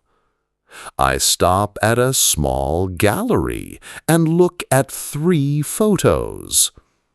I stop at a park bench and listen to birds in a tree. I say hello to a dog and to the person with the dog. I do not rush. I let the street tell me its story. Every street has a story. Street art is one of my favorite city gifts. A blank wall becomes a bright wall. A simple corner becomes a surprise. I carry my small camera and take pictures of big eyes, of long hands, of colorful birds that do not exist in real life but feel real on brick. One day I meet an artist as he paints. I watch from a kind distance. He steps back, looks, steps forward, and adds one line. I say, "Beautiful work." He smiles and says, "Thank you." The wall will speak to many people. The paint will fade with time. That is fine. Nothing needs to last forever to be true. I also enjoy small acts of kindness as city adventures. I carry 2 apples to the park instead of 1. If I sit beside a friend, or if I make a new friend, I have a share ready. I hold the door for a person with a stroller. I pick up a cup on the ground and put it in a trash can. I say thank you to the bus driver when I step off. I write a short note on a sticky paper that says, "You are doing great," and I leave it on the community board. These acts look small. They feel big inside. They turn a normal day into a warm day. Now, let us talk about gentle study habits. Learning a language is like growing a plant. It needs time, light, water, and care. You do not pull a plant to make it taller. You water it a little. You give it good light. You wait. Then one day you see new leaves. Your English is the same. You will grow if you give yourself simple care again and again. A soft habit I love is the tiny daily listen. Choose one short audio in slow English. It can be this podcast.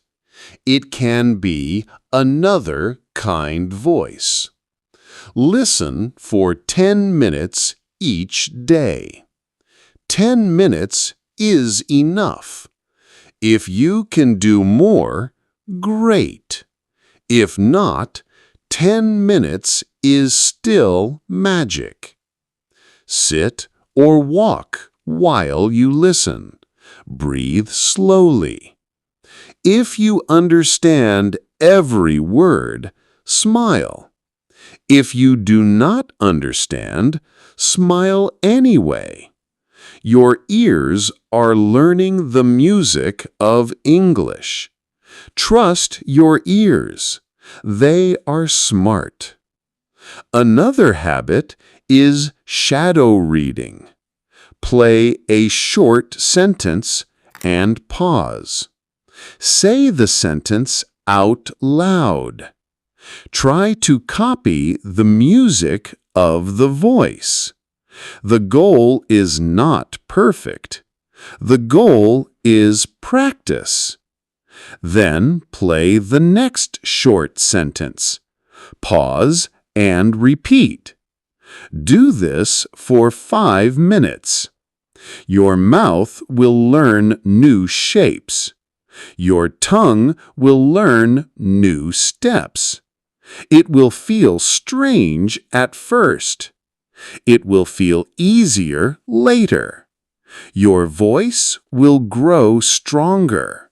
A kind habit is the tiny journal.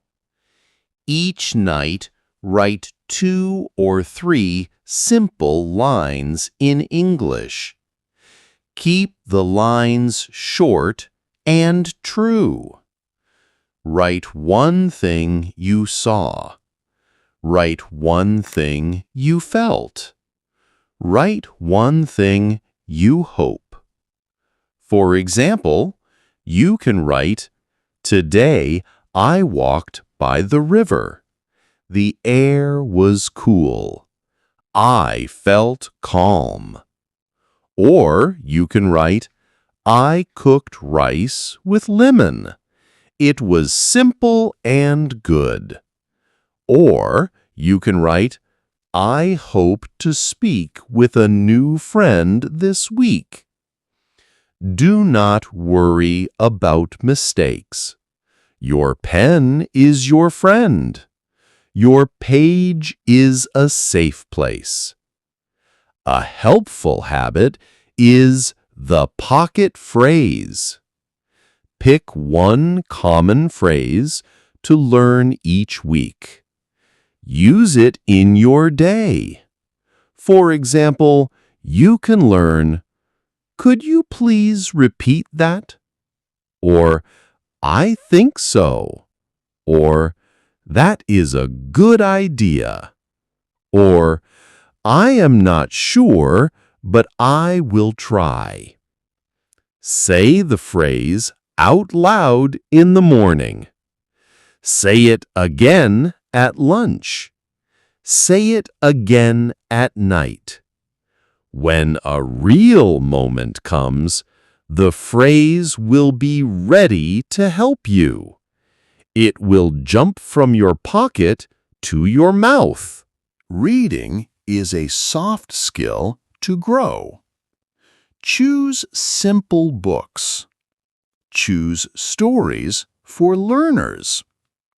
Choose stories with pictures if that helps. Read slowly. Use your finger as a guide. Do not look up every new word right away. Try to guess the meaning from the story. If a word repeats and you do not know it, look it up once, then keep reading. If you feel bored, choose a different book. It is not a test. It is a friendship with words. Friendships should feel warm. Speaking practice can be light and fun. Talk to your mirror for 2 minutes. Tell yourself about your day. Tell yourself about your plan. Smile at yourself when you make a good sentence. Smile at yourself when you make a mistake. You are a kind teacher to you. Talk to your pet if you have one. Pixel listens with soft ears. Nimbus listens with gold eyes. They do not judge my grammar. They like my voice. Your plant will also listen. Your plant will not correct you. Your plant will enjoy your breath as fresh air. Now let us learn easy storytelling in English.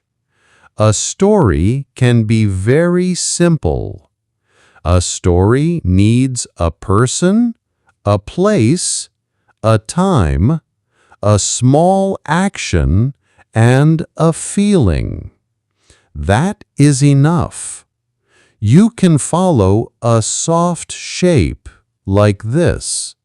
First, who and where, then, when, then, what happened, then, how I felt, then, what I learned, or what I will do next. Keep the sentences short. Keep the words easy. Here is one small story. I am at the bus stop near my home. It is early morning. The air is cold. I hold a warm cup of tea. The bus is late. An old man stands beside me. He wears a green hat. He looks at my cup and smiles. He says, "Tea is good in cold air." I say, "Yes, would you like a sip?" He laughs and says, "No, but thank you for asking." The bus arrives. We climb on. We sit in different seats. I feel warm. I feel proud that I spoke. I learned that a small offer can build a small bridge. Here is another small story. I go to the market on Saturday. I see bright oranges in a pile. One orange falls and rolls to my shoe. I pick it up. A little girl watches me. I give the orange back to the seller. The seller says, "You can keep it." I say, "Are you sure?" She nods. I put the orange in my bag. I say, "Thank you." I feel lucky. I learned that kindness can be round and bright, like an orange. You can also tell a tiny travel story. You can say, "I took the free ferry to Staten Island. The wind was strong. The water was dark blue. I saw the Statue of Liberty. She looked calm and brave.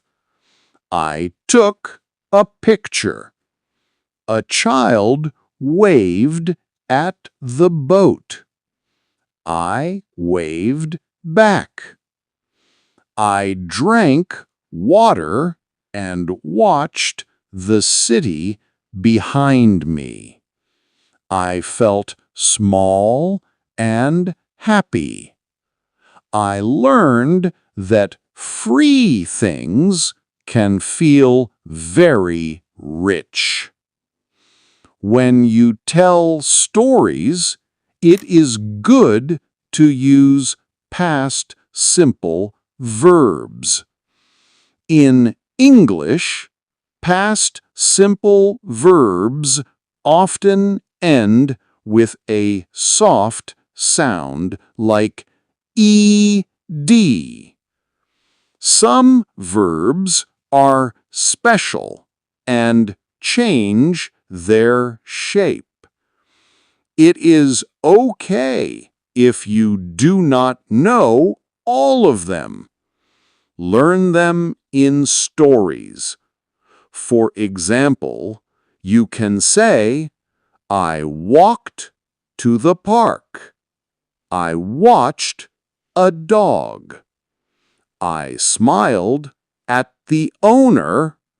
We talked. Or you can say, I went to the park. I saw a dog. I ate a sandwich. These verbs are short and useful. Walked, watched, smiled, talked, went, saw, ate. You can practice with little stories. Your mouth will remember after many small steps. Now, I will share a few funny mistakes that helped me learn. When I learned Spanish, I wanted to say, I am excited, but I used a word that sounded the same as a different word. I said something that was not correct. My friend laughed, but she laughed with kind eyes. She explained the right word. I laughed too.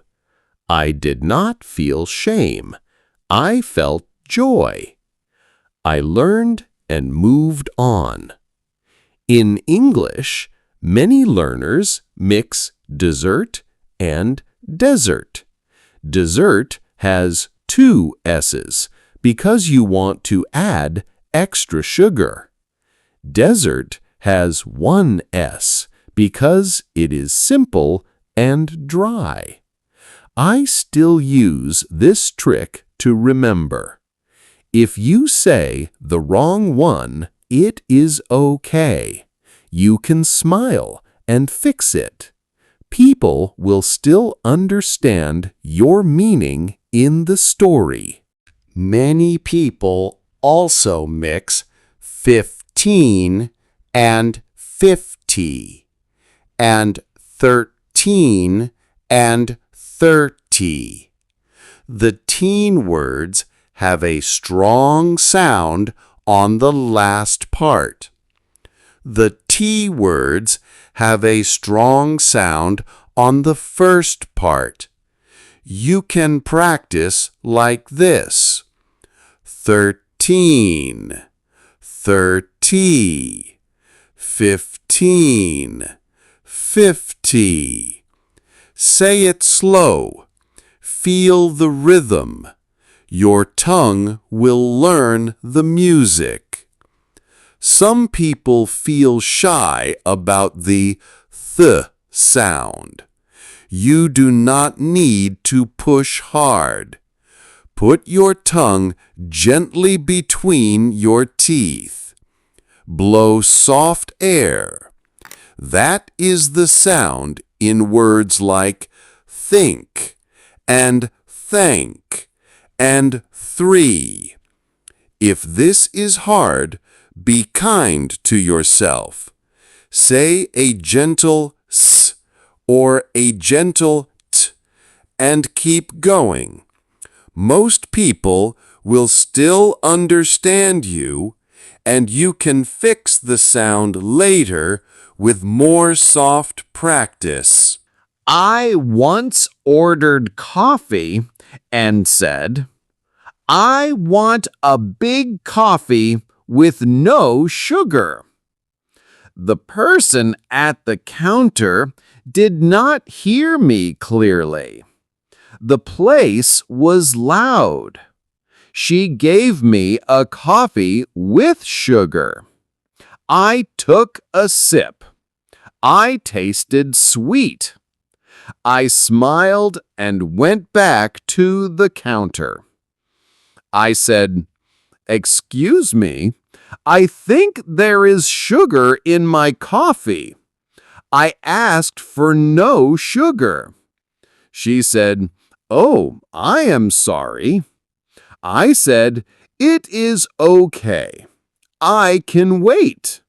She made a new cup and gave it to me with a smile. A polite tone is a bridge. A soft voice is a key. One day, I asked for a bus to the museum. I said the street name in a wrong way. The person looked at me and looked worried. I tried again with a smile. I used easy words. I said, "I want to go to the big art building near the park." He said, "Oh, the museum. Take that bus, then turn left." We both laughed. It was fine. Communication is not only perfect words. Communication is courage, gestures, and heart. Mistakes feel big when you are new. They feel smaller when you see them as teachers. Imagine each mistake as a small ticket. Each ticket buys one new lesson. You collect many tickets. You collect many lessons. The tickets become a colorful book of progress. You can open this book when you feel low. You can say, "Look how far I have come." Now, we will practice a tiny story together.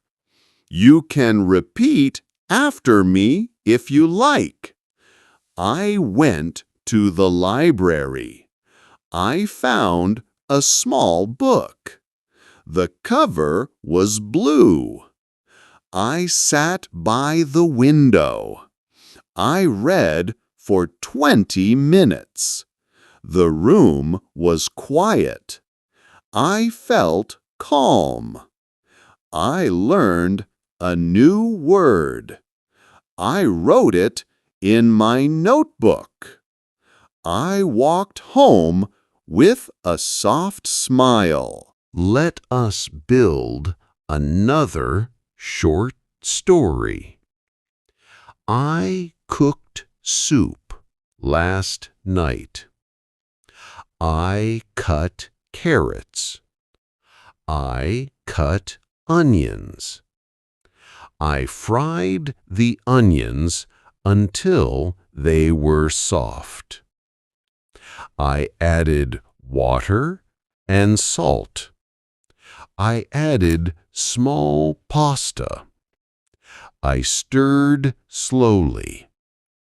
I tasted the soup. It needed lemon.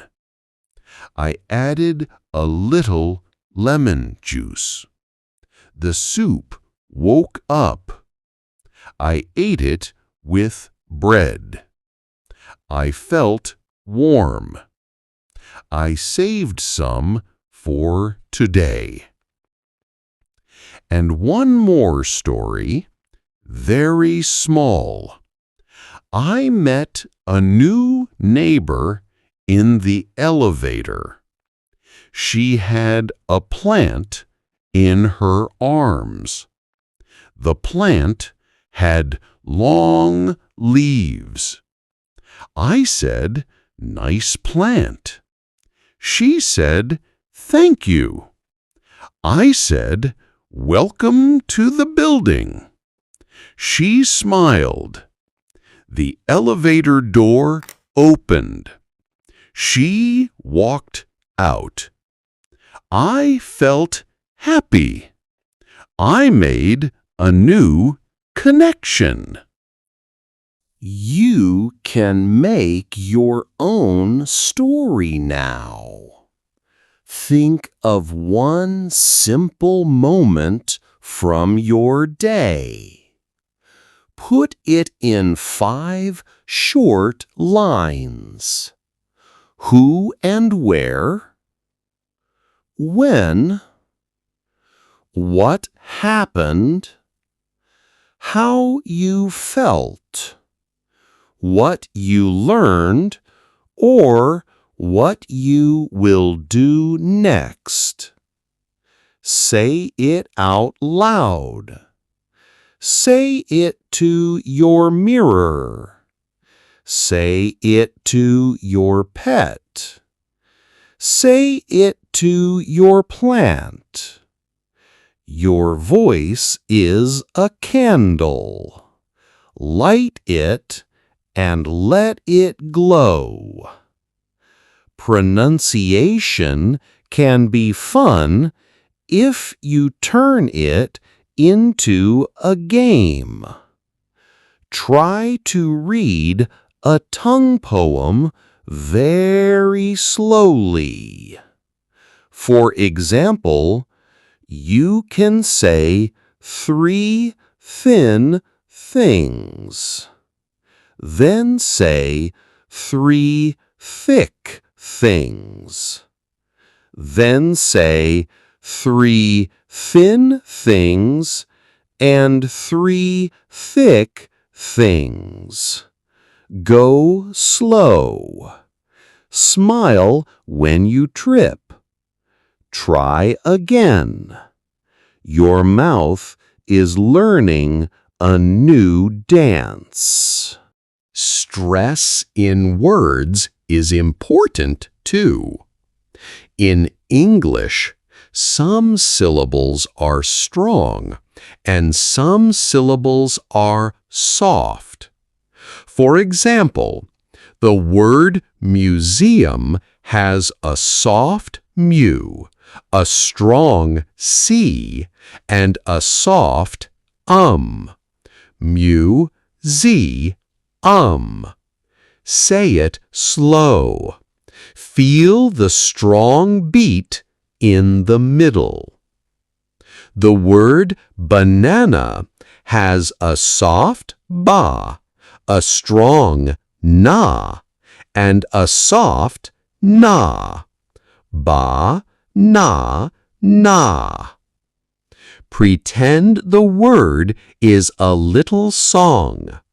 Sing it with a soft drum in your chest. Your ears will guide you. Listening in the wild can help you too. When you stand in line for coffee, listen to the person in front of you order. Try to hear one phrase. Try to hear one word. Do not listen for everything. Listen for one thing. When you ride the bus, listen to the driver say the stop names. Try to catch the shape of the words. Treat the city like a free school. The lessons are everywhere. Let us come back to small city adventures for a moment. I like a rain walk when the street is wet and shiny. I wear a hood. I step around puddles. Tires hiss on the road. Steam rises from a grate. A man sells umbrellas on the corner. He says, "Umbrellas, umbrellas, 2 for 1." I smile and say, "I have one, thank you." A woman runs with a child. They laugh and splash on purpose. The rain smells like pennies and leaves. The rain makes the city soft. I feel like the city is washing its face. I also like a snow walk when the world is quiet. Snow is a blanket for sound. Cars move slow. People move slow. I hear my own breath. I see little clouds when I exhale. I carry a thermos with hot tea.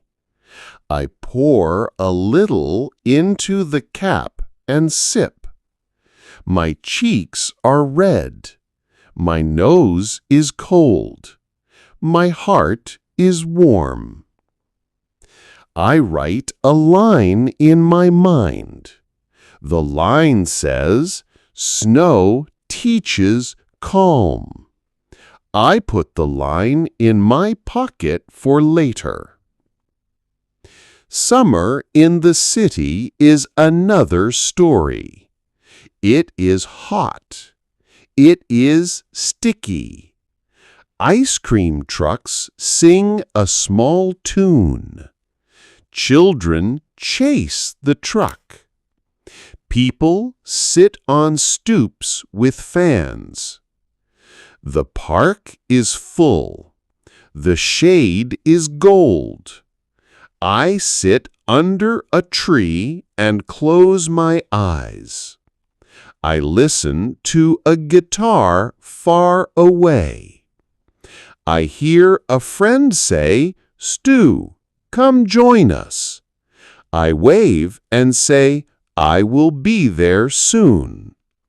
I breathe and feel the tree give me a gift of cool air. Trees are good friends. Autumn is the season of red and gold leaves. The air is crisp. I wear a light jacket.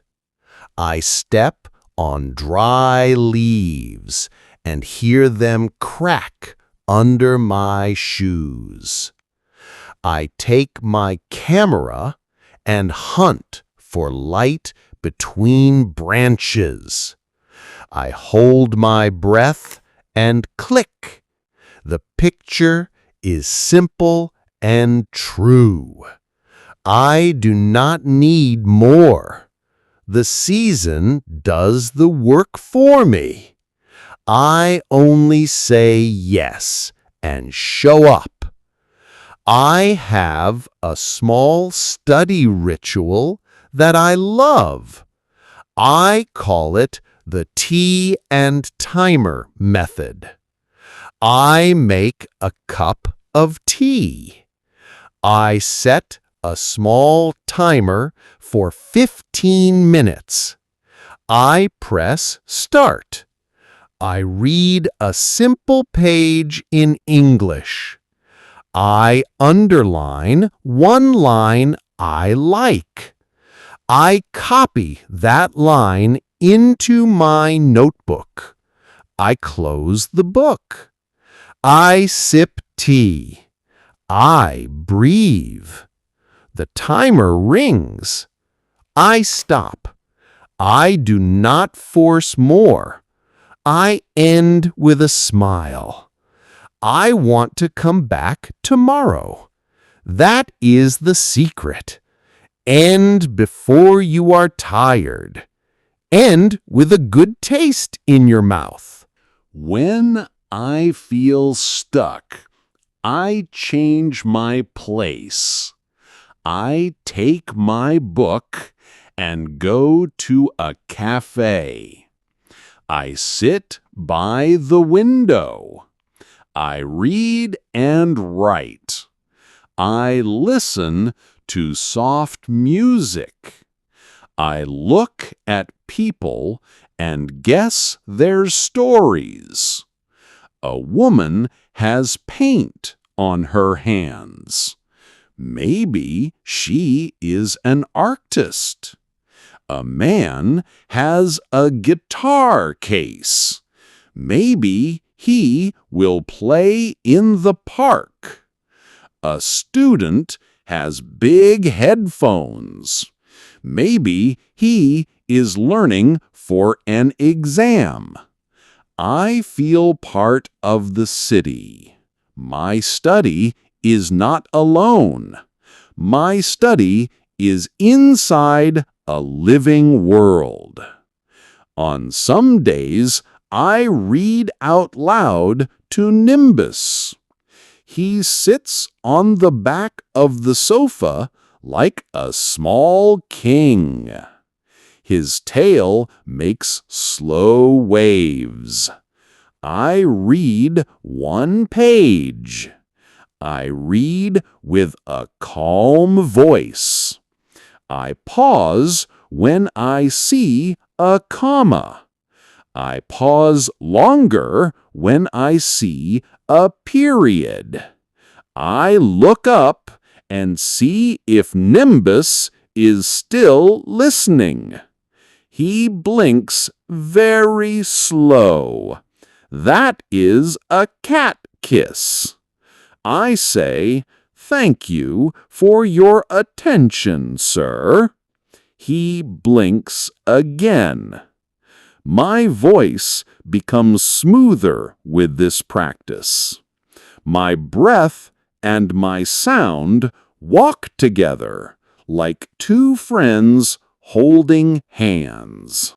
Let us review a few gentle points from today. Small adventures can be a walk to the river, a visit to a library, a free ferry ride, or a slow street tour. Gentle study habits can be 10 minutes of listening, a tiny journal, pocket phrases, and shadow reading. Easy stories need a person, a place, a time, an action, and a feeling. Mistakes are teachers. Pronunciation is a game you can play with a smile. Your voice is a candle. Your breath is the match. Before we close, repeat a few soft lines with me. I learn with kindness. I grow with patience. I speak even when I feel shy. I listen to understand. I read for joy. I write small truths. I make mistakes and I learn. I am on my way. You did wonderful work today. You listened to stories. You practiced habits. You heard funny mistakes. You breathed with me. Take one more drink of water. Stretch your neck and your shoulders. Look out the window. Find one small color you like. Say thank you to that color in your mind. Take a slow breath in. Hold it for a soft moment. Let it out gently. Feel your shoulders relax. Feel your face relax. You are here. You are safe. You are doing good work. We will keep moving like a calm river. The words will stay simple. The speed will stay slow. Welcome back, friend. Today, I will share simple work stories from the language school. Warm conversations with students from many countries. Helpful phrases for everyday life. And a calm plan for bad days when English feels heavy. You can close your eyes if that helps you listen. You can open your eyes if that helps you imagine. There is no rush.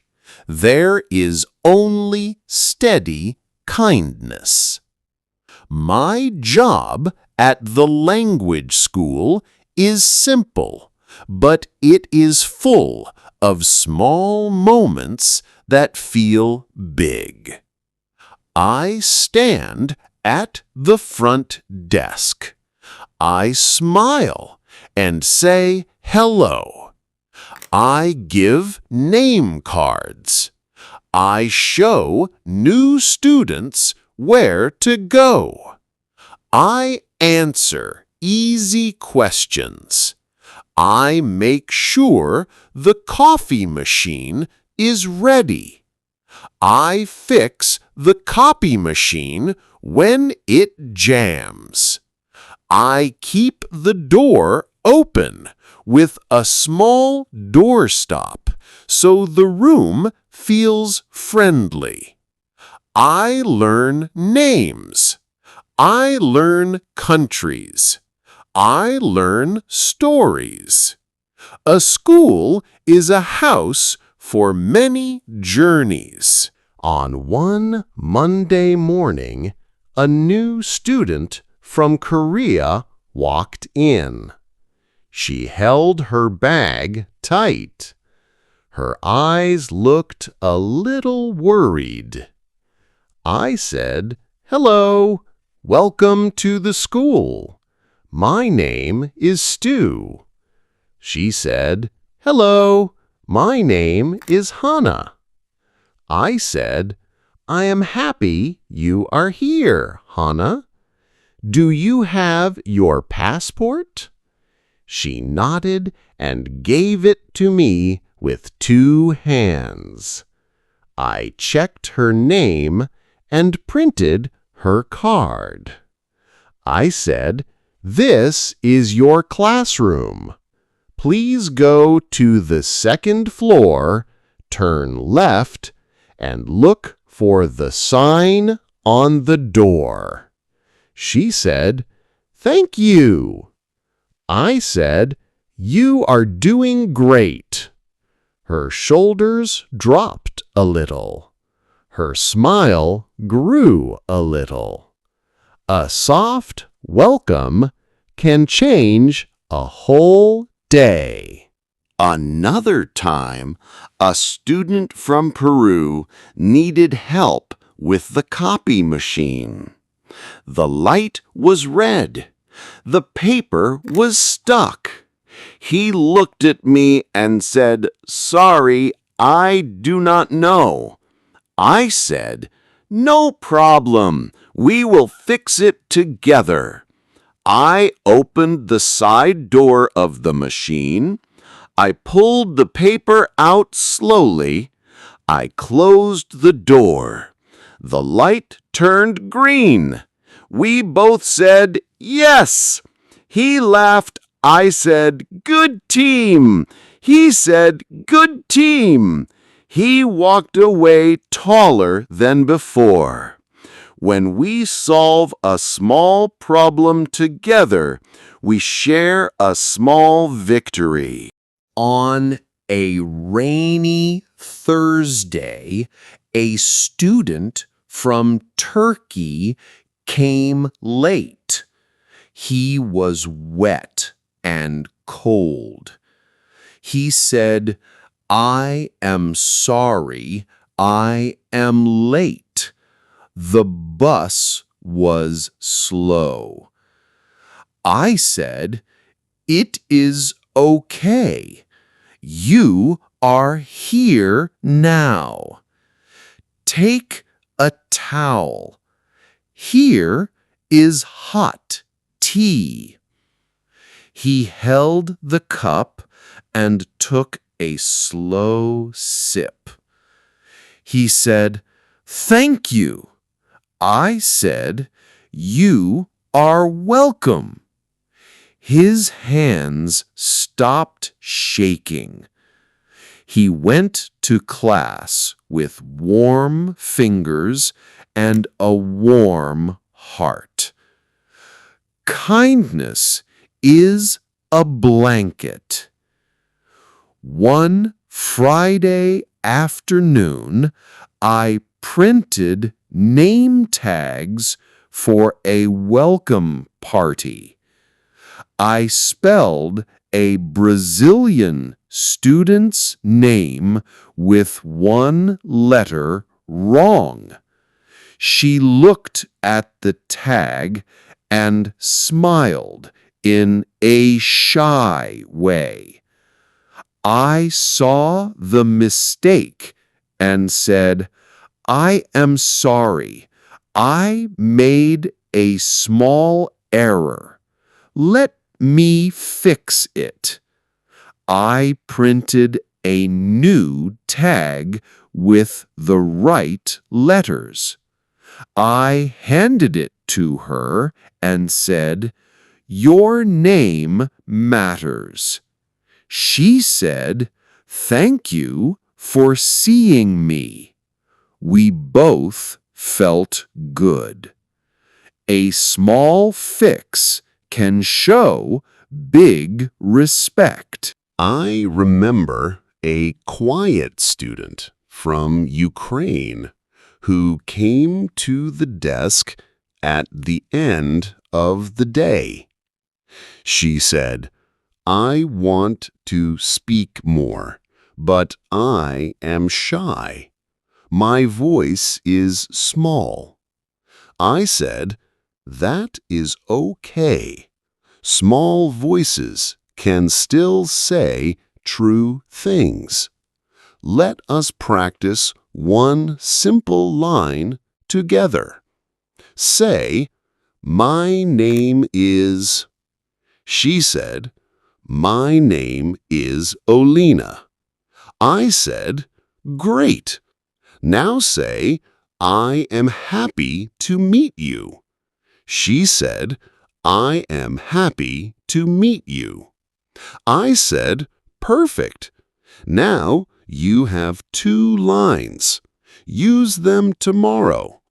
She nodded and said, "I will try." The next day, she used both lines with 2 new people. She came back with a bright smile. She said, "I did it." I said, "I knew you could." A small practice can open a small door, and then a bigger door. Sometimes I help students with city tasks. One student from Japan needed to write an email to her landlord. She wanted to say that the hot water was not working. She did not know the right words. We wrote together, "Hello, this is a message about the hot water. The hot water is not working in my shower. Could you please send someone to fix it? Thank you for your help." She sent the email. The landlord replied. The next day, a plumber came. The water became hot again. She brought me a small cookie as thanks. I smiled and said, "English helped your shower." She laughed and said, "Yes, English gave me warm water." I meet many accents and many kinds of music in voices. A student from Nigeria speaks English with a strong rhythm that makes me want to dance. A student from France makes the R sound soft and round. A student from China makes the TH sound with care and courage. All of them carry their own beautiful music. I do not want them to lose that music.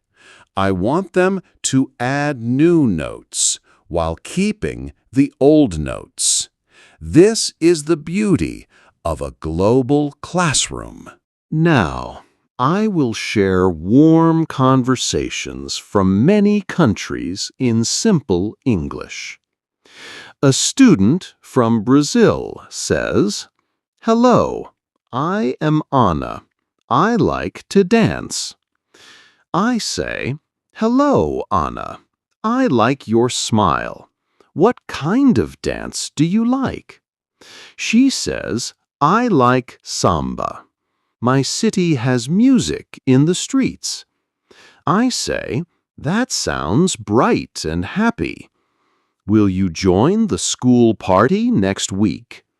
She says, "Yes, I will bring a song." We both smile. The conversation is easy and full of life. A student from Morocco says, "My name is Yusuf. I cook couscous with my family on Friday night." I say, "That sounds delicious. What spices do you use?" He says, "Many spices, but my favorite is cumin." I say, "I like cumin too." He says, "I can share the recipe." I say, "Thank you." He writes it down in simple steps. Food becomes a bridge between our worlds. A student from India says, "Hello, I am Ritu. I work as a nurse in my country." I say, "That is kind work. Thank you for helping people." She smiles and says, "I want to learn English to speak with more patience." I say, "You will. Your care will carry your words." We pick a few phrases for her work, like, "Where does it hurt?" and "Do you have pain now?" and "Please take a deep breath." She repeats them with soft strength. Her eyes shine with purpose. A student from Italy says, "I love art. I want to see museums." I say, "The museum on Fifth Avenue is good, and the modern one is good too." He says, "Thank you. I will go on Saturday morning." I say, "Go early when it is quiet." He nods. On Monday, he returns and says, "I saw a painting that made me cry." I say, "That is art doing its job." He laughs and wipes a happy tear that remembers. Now let us practice helpful phrases for everyday life. You can repeat after me in your mind or say them out loud. Keep your voice soft. Keep your breath slow. For greetings and first meetings, you can say, "Hello, my name is." "It is nice to meet you." "Where are you from?" "What do you like to do?" These lines are friendly and safe. For asking someone to repeat, you can say, "Could you please repeat that?" "Could you please speak more slowly?" "I did not catch that. Can you say it again?" These lines are polite and clear. For checking understanding, you can say, "Do you mean?" So you are saying, "Let me see if I understand." Is that right? These lines help you confirm the message. 4. Directions. You can say, "Excuse me, how do I get to? Is it near or far? Should I turn left or right? Which bus or train should I take?" For shops and cafes, you can say, "I would like." "Could I please have?" "How much is it?" "Do you take cash or card?" "Can I get this to go?" For small talk, you can say, "How is your day going? The weather is nice today." "I like your bag. Do you come here often?" For help, you can say, "Excuse me, could you help me? I am new here. I am lost. I need a hand with this." For care, you can say, "Thank you so much. I appreciate your help. I am sorry for the trouble. Have a good day." These simple lines can carry you through many doors. Let us place some of these phrases inside tiny scenes so you can feel them in your mouth. You are at a cafe. You say, "Hello, I would like a small coffee with no sugar, please." The person says, "Anything else?" You say, "No, thank you. That is all." The person says, "Cash or card?" You say, "Card, please." The person says, "Your name?" You say, "My name is..." "Thanks." You wait. You hear your name. You smile and say, "Thank you." You leave with a warm cup and a warm feeling. You are on a street corner. You need a museum. You say, "Excuse me, could you help me? How do I get to the big art museum?" The person points and says, "Walk straight, then turn right at the park." You say, "Thank you. Is it far?" The person says, It is 10 minutes. You say, "Thank you so much. Have a good day." You walk. You arrive. You feel proud. You are in a class, and you do not hear the teacher. You say, "I am sorry. Could you please repeat that more slowly?" The teacher smiles and says it again. You nod and say, "Thank you. Now I understand." Your brain relaxes. Your body relaxes. The words can enter now.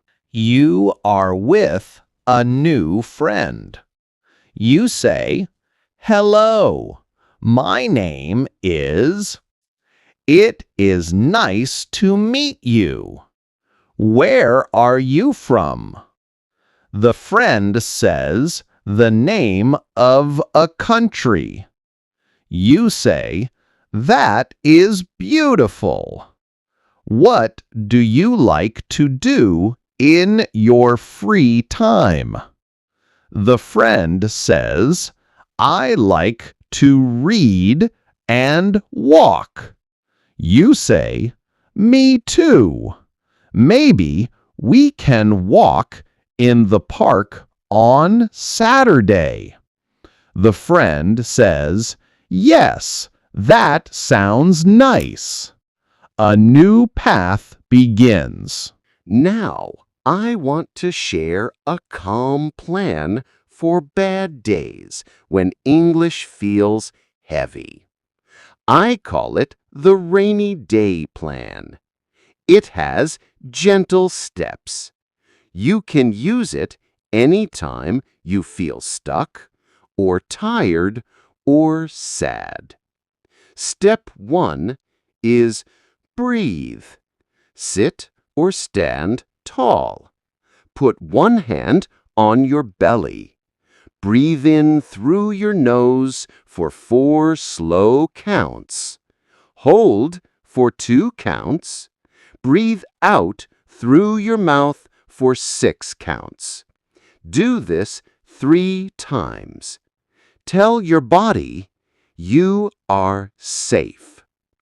Step 2 is tiny goal. Choose one very small task. Listen to 5 slow sentences. Read 1 short paragraph. Write 2 lines in your journal. Stop there. Do not push. Small is enough.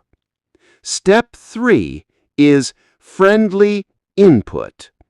Pick a topic you enjoy. If you like cooking, read a tiny recipe. If you like animals, listen to a tiny story about pets. If you like travel, watch a tiny video with slow words. Joy is a good teacher. Step 4 is move. Take a short walk. Stretch your arms. Roll your shoulders.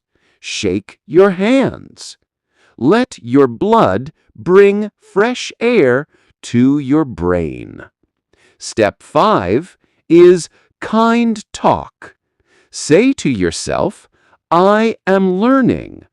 I am allowed to be slow. I will try again tomorrow." Then rest. Close your eyes for a few minutes. Drink water. Call a friend. Touch a plant leaf. Pet a dog or a cat. Let your nervous system settle like a quiet pond. On heavy days, avoid hard tests. Avoid long lists of rules. Avoid the voice that says, "I should be better by now." That voice is not a good teacher. Choose the voice that says, I see your effort. I am proud of your small steps. Let us keep going together. You can also use music as medicine. Play a soft song in English. Hum with it. Sing one line. Dance in your kitchen while you boil water. Your body will remember joy. Your ears will remember the rhythm of the language. The cloud will pass. The sky will return. Here is a small story from a heavy day that turned light. A student from China came to my desk with tears in her eyes. She said, "Today my words are sleeping. I cannot wake them up." I said, "That happens to me too in Spanish. Let us take a tiny walk to the window." We looked at the trees. We breathed. I said, "Tell me one simple thing you see." She said, "I see a yellow taxi." I said, "Good. Tell me one more simple thing you see." She said, "I see a woman with a red scarf." I said, "Good. Tell me one simple thing you feel." She said, "I feel tired." I said, "Good and true. Now tell me one small hope." She said, "I hope to feel better after lunch." I said, "I think you will." She smiled a little. She went to class. After lunch, she waved at me with bright eyes. Small steps woke her words. Sometimes the copy machine breaks again, and the line gets long. I feel stress rise like hot water in a pot. I use my own rainy day plan in a fast way. I breathe once. I say to the line, "Thank you for your patience. We will fix this." I open the side door. I pull the paper. I close the door. I press start. The machine hums. The pages come out. The line moves. My body cools. My mind smiles. Even machines teach patience. Bad days need soft endings. At night, on a heavy day, I lower my plan. I make a simple dinner. I wash the plate. I take a phone-free walk. I write 3 lines in my journal. I read 1 page of a quiet book. I say, "Thank you, day," even if it was hard. I sleep. The next morning, I begin again. This is how we grow. Now, let us practice a few more phrases for self-care. You can repeat them in your mind or out loud. I can pause. I can rest. I can try again. I can ask for help. I can speak slowly. I can listen with care. I am allowed to make mistakes. I am learning every day. These sentences are small and strong. Carry them in your pocket. I will share one more work story that always makes me smile. A grandmother from Mexico came to the desk with a small phone.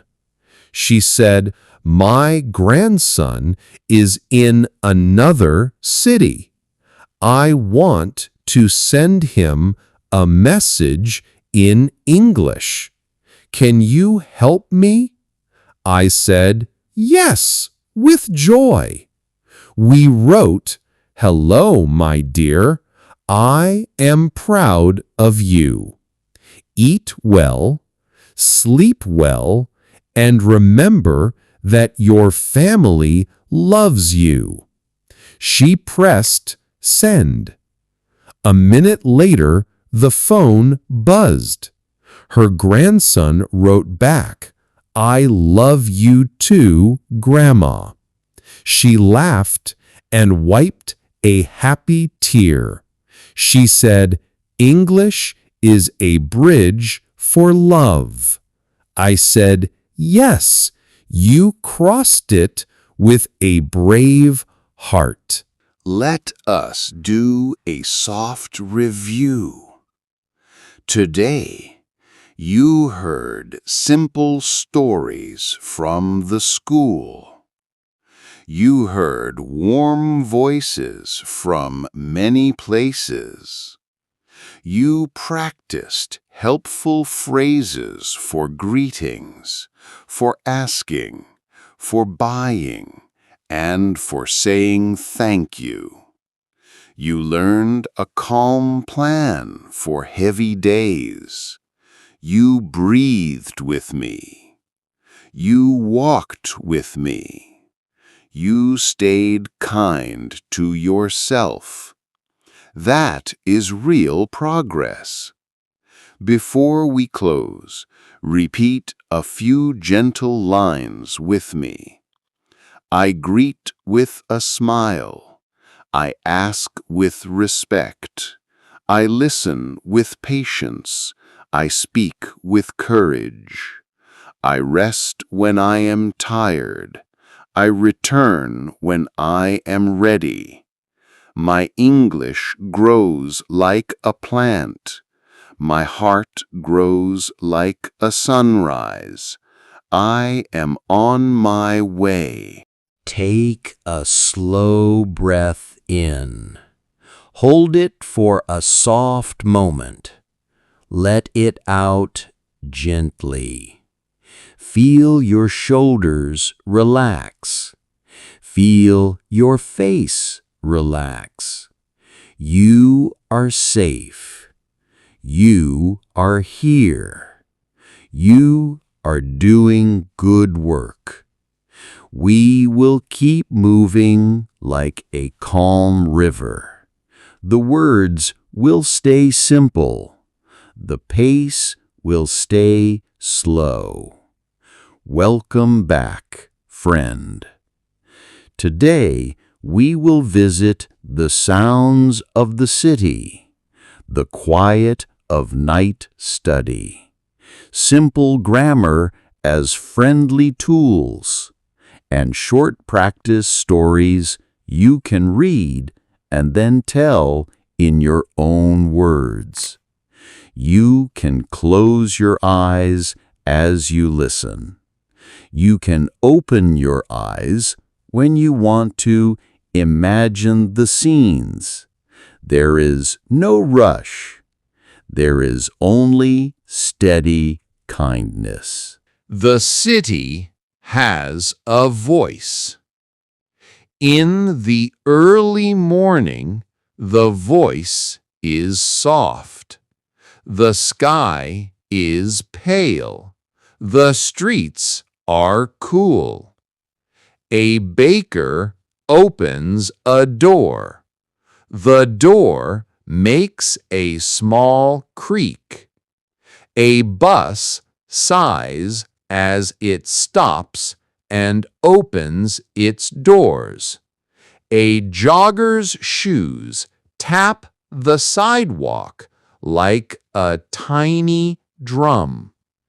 A pigeon coos from a window ledge.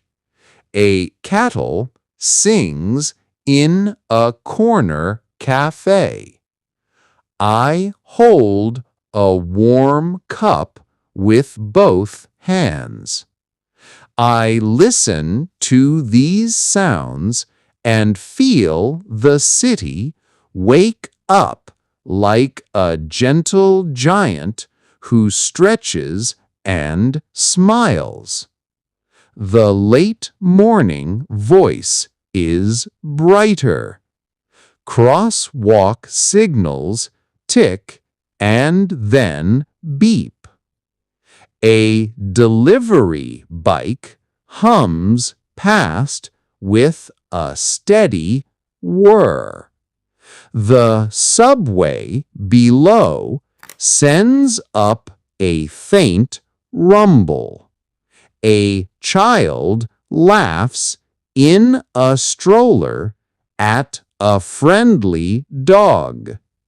A vendor shakes a paper bag and calls out fresh bagels.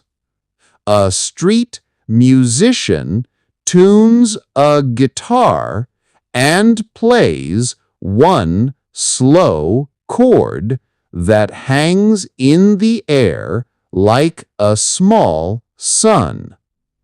I take a slow step. I breathe. I let these sounds wash over me like warm rain. The afternoon voice is busy, but we can still hear small notes. Keys jingle on a belt. A taxi horn makes a quick hello, not an angry shout. A librarian whispers at the front desk and slides a book across a smooth table. A museum guard nods. A fountain splashes in a tiny square where a tree gives soft shade. The sounds do not shout. They speak in many little lines that together make a poem of the day. The evening voice is golden. A doorbell rings somewhere and then stops. A family laughs at a kitchen table. A pot lid clicks. A radio in a shop plays an old love song. The subway doors close with a soft chime. Shoes click on stone steps. A friend says, "Good night, see you tomorrow," and the words hang in the air like lights. The night voice is quiet. You can hear your own steps. You can hear leaves touch each other. You can hear a cat land from a short jump. Nimbus lands like a cloud with paws. Pixel breathes slow on the bed and makes a small snore that sounds like a tiny wave on a small beach. Far away, a siren rises and falls and then fades. The city sleeps in pieces, but it does sleep. If you listen with soft ears, you will find calm sounds, even in a busy place. You can turn city listening into a gentle exercise for English. When you walk, choose one sound and give it a simple sentence. Say, I hear a bus. Say, I hear a guitar. Say, I hear a kettle. Then add a soft detail. Say, I hear a bus with a slow sigh. Say, I hear a guitar with a warm note. Say, I hear a kettle that sings. The city becomes your teacher. The city gives you words. The city gives you rhythm. Your mouth learns the music of simple sentences. Now, let us visit the quiet of night study. After dinner, I wash the pan and the plate. I make green tea. I turn off the big lights. I switch on one small lamp. The lamp makes a soft circle on the desk. I place my book in that circle. I put my phone in airplane mode and slide it into a drawer. I set a small timer for 15 minutes. I breathe. I begin. I read one page slowly. I move my finger under the line. I do not stop for every new word. I guess from the story. If a word repeats and I still do not know it, I look it up once and then keep going. I copy one line I like into my notebook. I say the line out loud once. I sip tea. The timer rings. I stop. I smile. I end before I am tired, so I want to come back tomorrow. This is my night study, and it feels like a quiet friendship with words. Sometimes I do shadow reading at night. I play a slow sentence from a calm audio. I pause. I repeat the sentence with a soft voice.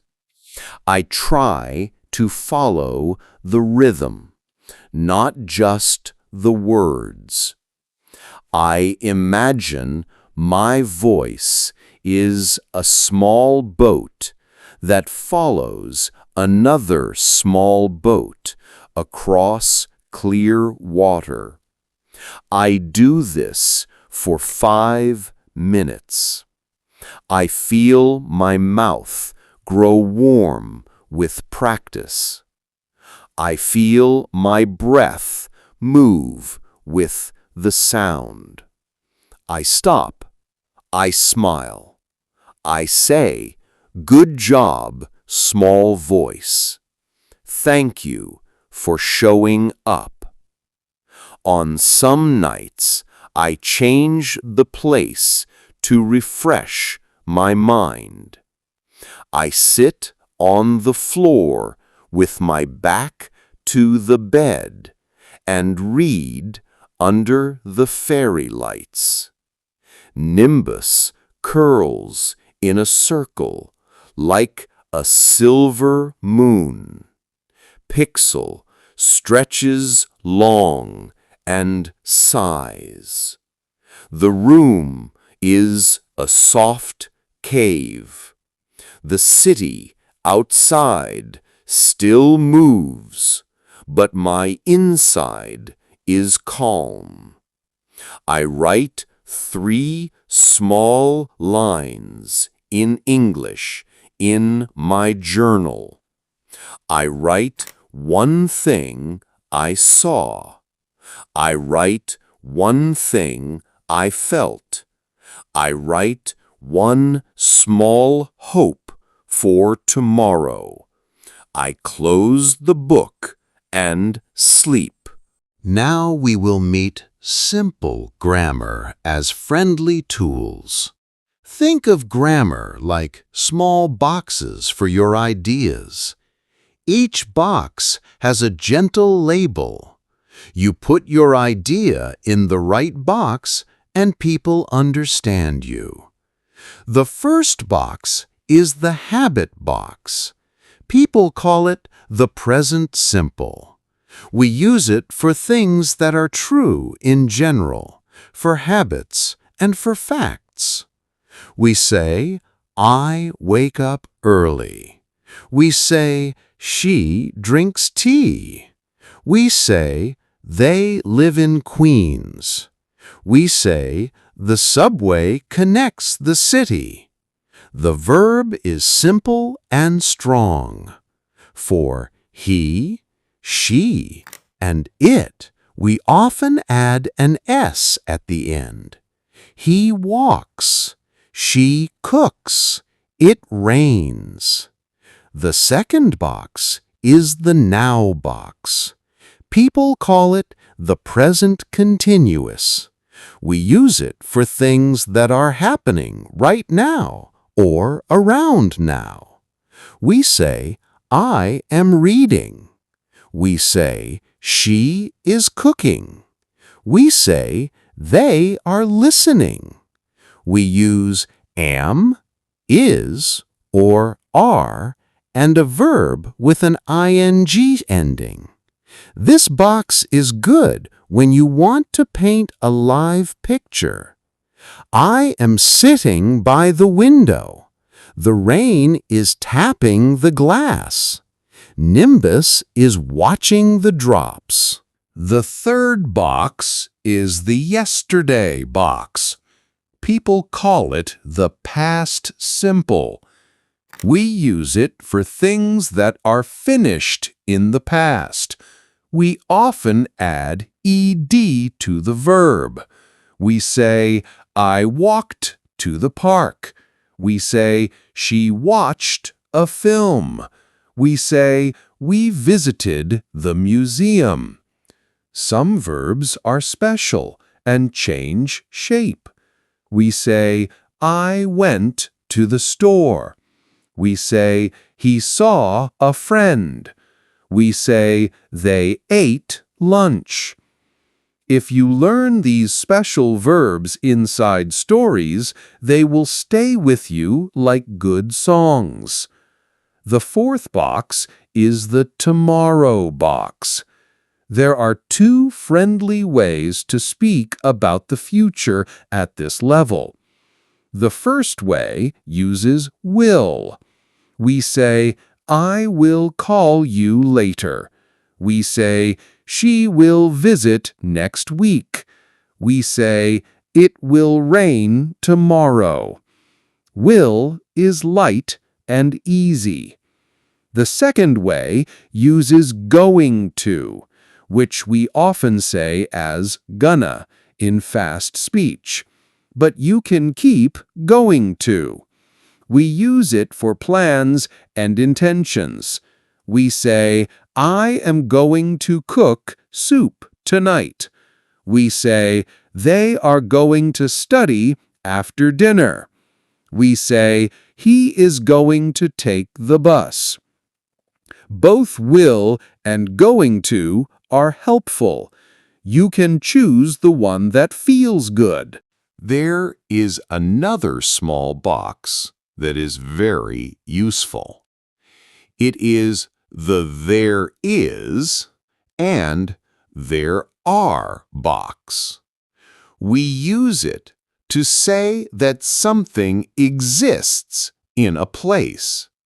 We say, there is a park near my home. We say, there are 2 cafes on this street.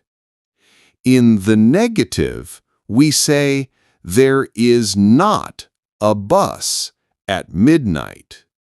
We can also say, there are not many people here. In questions, we say, is there a bank near here? We say, are there any seats left? These lines help you ask and answer in daily life. Articles are tiny keys. A and an are for one thing that is not specific. A is for words that start with a consonant sound. An is for words that start with a vowel sound. We say, I need a pen. We say, I want an apple. The is for a specific thing we both know. We say, the pen on the table is mine. We say, the apple you gave me was sweet. Do not worry if you mix them at first. Use them often and they will find their places, like small birds that come home. Some nouns are countable and some are uncountable. Countable nouns can be counted. We say 1 apple, 2 apples. Uncountable nouns are like water, or rice, or advice. They do not take a number. We say some water, some rice, some advice. When you ask about uncountable things, you can say, do you have any rice? When you ask about countable things in the plural, you can say, do you have any apples? These small words, some and any, will help you in shops and kitchens and conversations. Prepositions are tiny bridges. In, on, and at are 3 very common bridges for time and place. We say, I live in New York. We say, I am on the bus. We say, I am at the library. For time, we say, in the morning, in the afternoon, in the evening. We say, on Monday, on Tuesday. We say, at 6 in the morning, at noon, at night. These bridges carry your meaning across to the other person. This, that, these, and those are pointing words. We use this and these for things that are close. We use that and those for things that are far. We say, this cup is warm in my hand. We say, these cookies smell good. We say, that building is tall. We say, those lights are bright across the river. You can also use them with feelings. This day is kind. That memory is sweet. Can is a soft helper. We use can for ability and for polite requests. We say, I can swim. We say, she can speak 2 languages. We say, can you help me? We say, can I sit here? Could is even softer and more polite. We say, could you please repeat that? We say, could I have a glass of water? Your tone is also a key. A soft voice and a gentle smile turn can and could into warm doors. Have to is for necessity. We say, I have to go to work. We say, she has to study tonight. Do not is for habits you do not do. We say, I do not drink soda. We say, he does not eat meat. Be careful with he, she, and it. In the present simple, we add an S to the verb, or we add does not before the base verb. You can keep it simple with short, true lines. Your goal is not perfect grammar. Your goal is clear meaning and kind rhythm. Now we will read short practice stories that you can retell in your own words. The first story is called The Lost Scarf. I left the language school at the end of the day. The wind was cold and quick. I wrapped my blue scarf around my neck and walked to the bus stop. A strong gust pulled at the scarf and lifted one end into the air. I held it and laughed. The bus came. I stepped on and sat by the window. When I looked down, the scarf was gone. My neck felt the cold. I pressed the stop button and got off at the next stop. I walked back with my eyes on the ground. A person waved at me from across the street. She held up a blue scarf.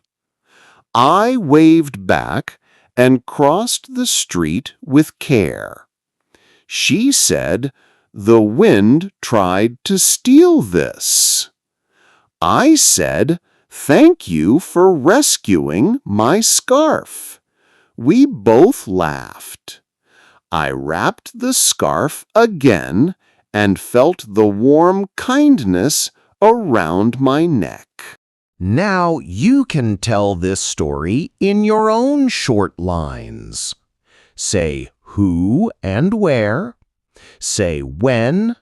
Say what happened. Say how I felt. Say what I learned. Use simple sentences. Add your own detail if you want. Maybe the scarf was red in your version. Maybe it was a hat. Make it your own. The second story is called The Silent Elevator. I entered the elevator on the first floor with a neighbor from the third floor. We both pressed our buttons. The doors closed. We stood in quiet. The elevator moved and then stopped between floors. The light stayed on, but the car did not move. My neighbor looked at me. I looked at my neighbor. We both smiled in a nervous way. I pressed the help button and spoke slowly to the voice that answered. I said, "Hello, the elevator is stuck between floors 2 and 3. There are 2 people inside." The voice said, "We will send someone. Please wait." We stood in the small space and breathed. I said, "My name is Stu." She said, "My name is Leela." We spoke about the weather. We spoke about the dog in her apartment. We waited for 10 minutes. The door opened, and a worker said, "You are free." We stepped out and laughed with relief. We said goodbye with a small wave. The next day, we met in the hallway and said hello like old friends. A stuck elevator made a new connection. Now you can retell this story. Change the names if you like. Change the floor. Keep the shape. A small problem. A kind action. A soft ending. The third story is called The Red Umbrella. The sky was gray and heavy. I carried a red umbrella in my bag. A woman at the bus stop did not have an umbrella. The rain began as a soft mist and then became a strong shower. I opened my red umbrella and held it over both of us. She said, "Thank you." I said, "You are welcome." We stood shoulder to shoulder under a small roof of red. The bus came. We closed the umbrella and stepped on. She found a seat. I stood by the door. When I was about to get off, she touched my arm and said, "Your red umbrella made my day smaller and warmer." I said, "Your words made my day brighter too." I stepped off and walked away in the rain with a light heart.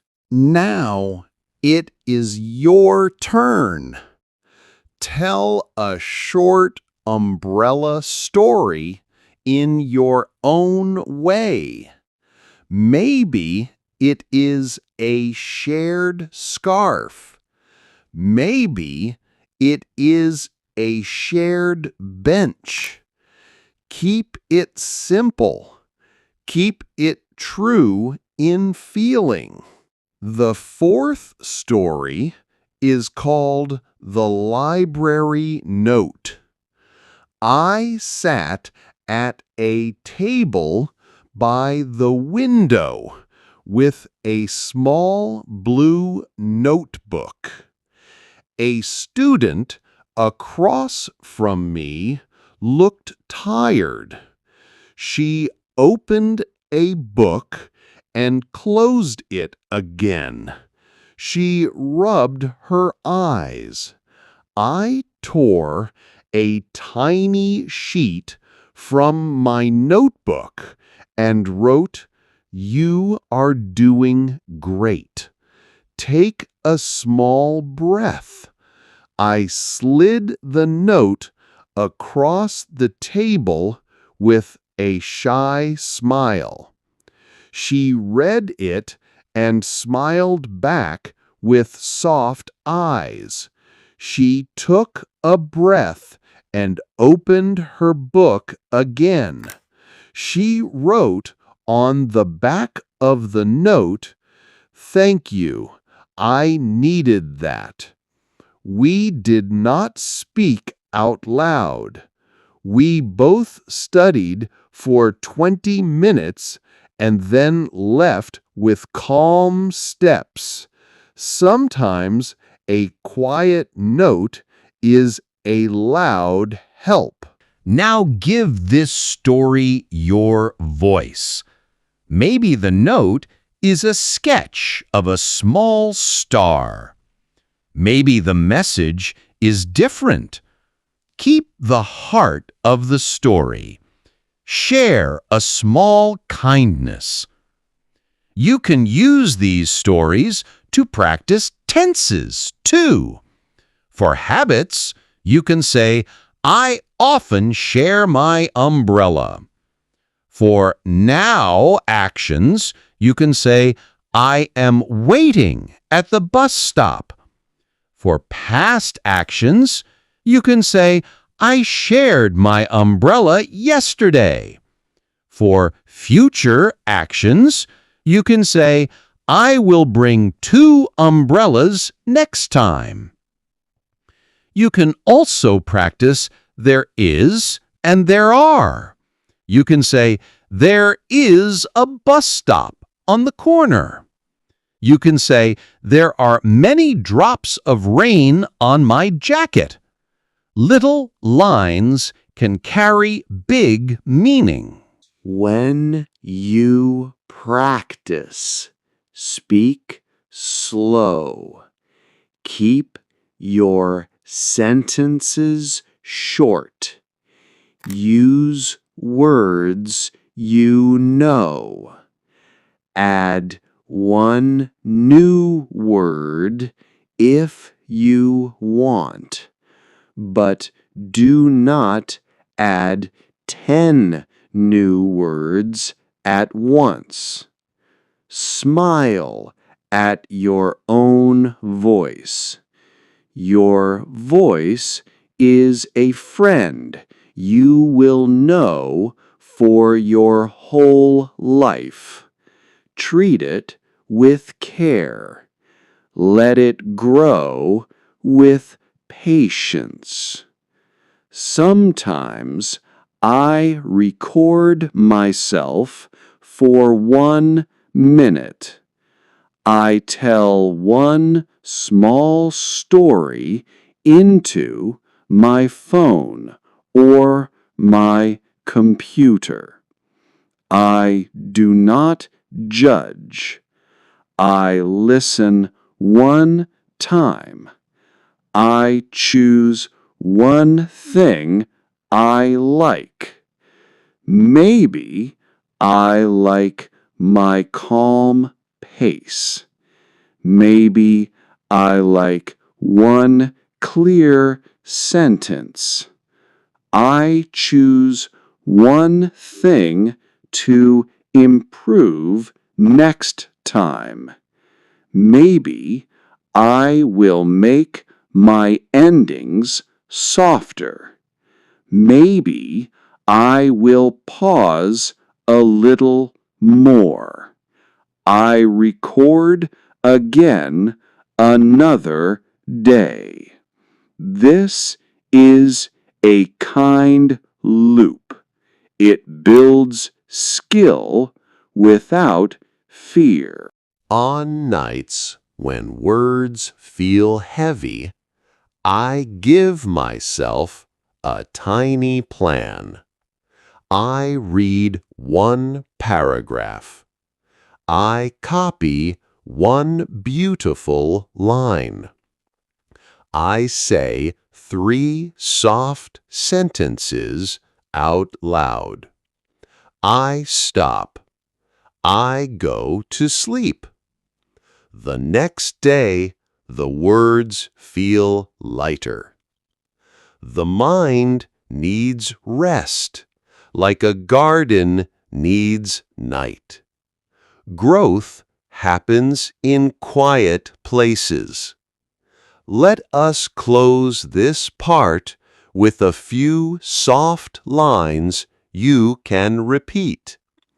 I listen to my city. I hear small music. I study with a calm heart. I use simple tools. I tell short stories. I learn a little each day. I am patient with my voice. I am kind to my mind. I am on my way. You did gentle, steady work today.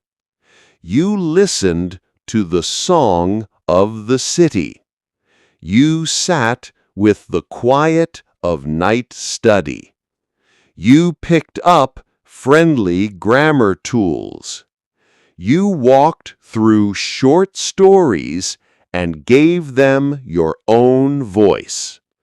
Drink water. Stretch your arms. Look at one soft light in your room and let your eyes rest. Take a slow breath in. Hold it for a soft moment. Let it out gently. Feel your shoulders relax. Feel your face relax. You are safe. You are here. You are doing good work. We will finish like a calm river that reaches a quiet lake. The words will stay simple. The pace will stay slow. Welcome back, friend. Today we will enjoy city nature. Practice simple travel English. Polish clear pronunciation. Walk through more short scenes you can use in real life. And then we will close this long journey with a warm review and a kind goodbye. You can close your eyes as you listen. You can open your eyes when you want to imagine. There is no rush. There is only steady kindness. City nature is a soft friend that hides in loud places. In the morning, I walk to a small park near my home. The grass holds tiny drops of water that shine like little stars. A sparrow hops on the path and tilts its head at me. I tilt my head back. We share a funny hello. A tall tree lifts its arms like a green cathedral. The wind sings through the leaves. I sit on a bench and take 5 slow breaths.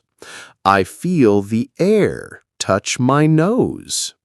I feel my chest rise and fall. The city is big, but this moment is small and sweet. I watch a dog chase a yellow ball. I hear a distant bell. I think nature does not ask for money. Nature asks for attention. On the river path, the light turns the water into a long ribbon of silver. I count 3 slow boats. A child points at a cloud that looks like a whale.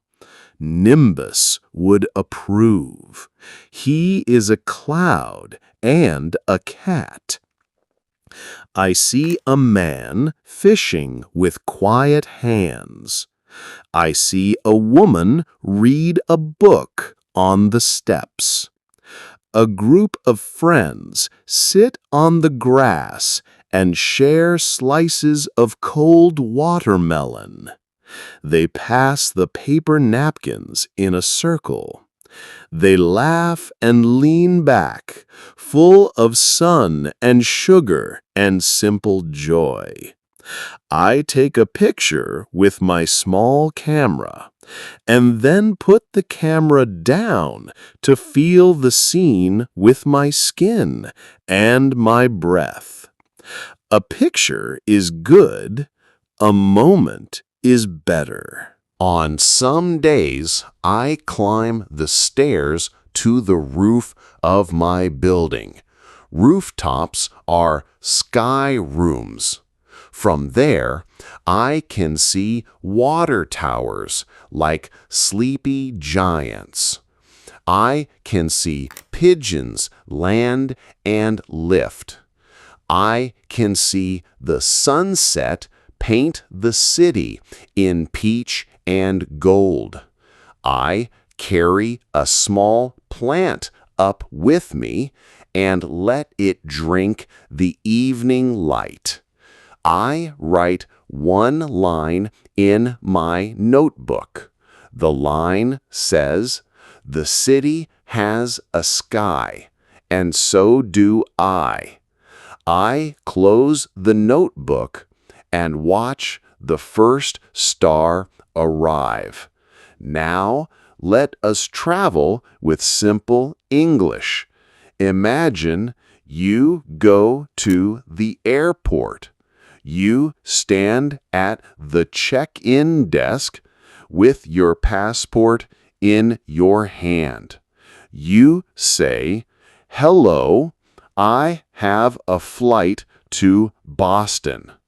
The agent says, "May I see your passport?" You give it. The agent says, "Do you have any bags to check?" You say, "Yes, one bag."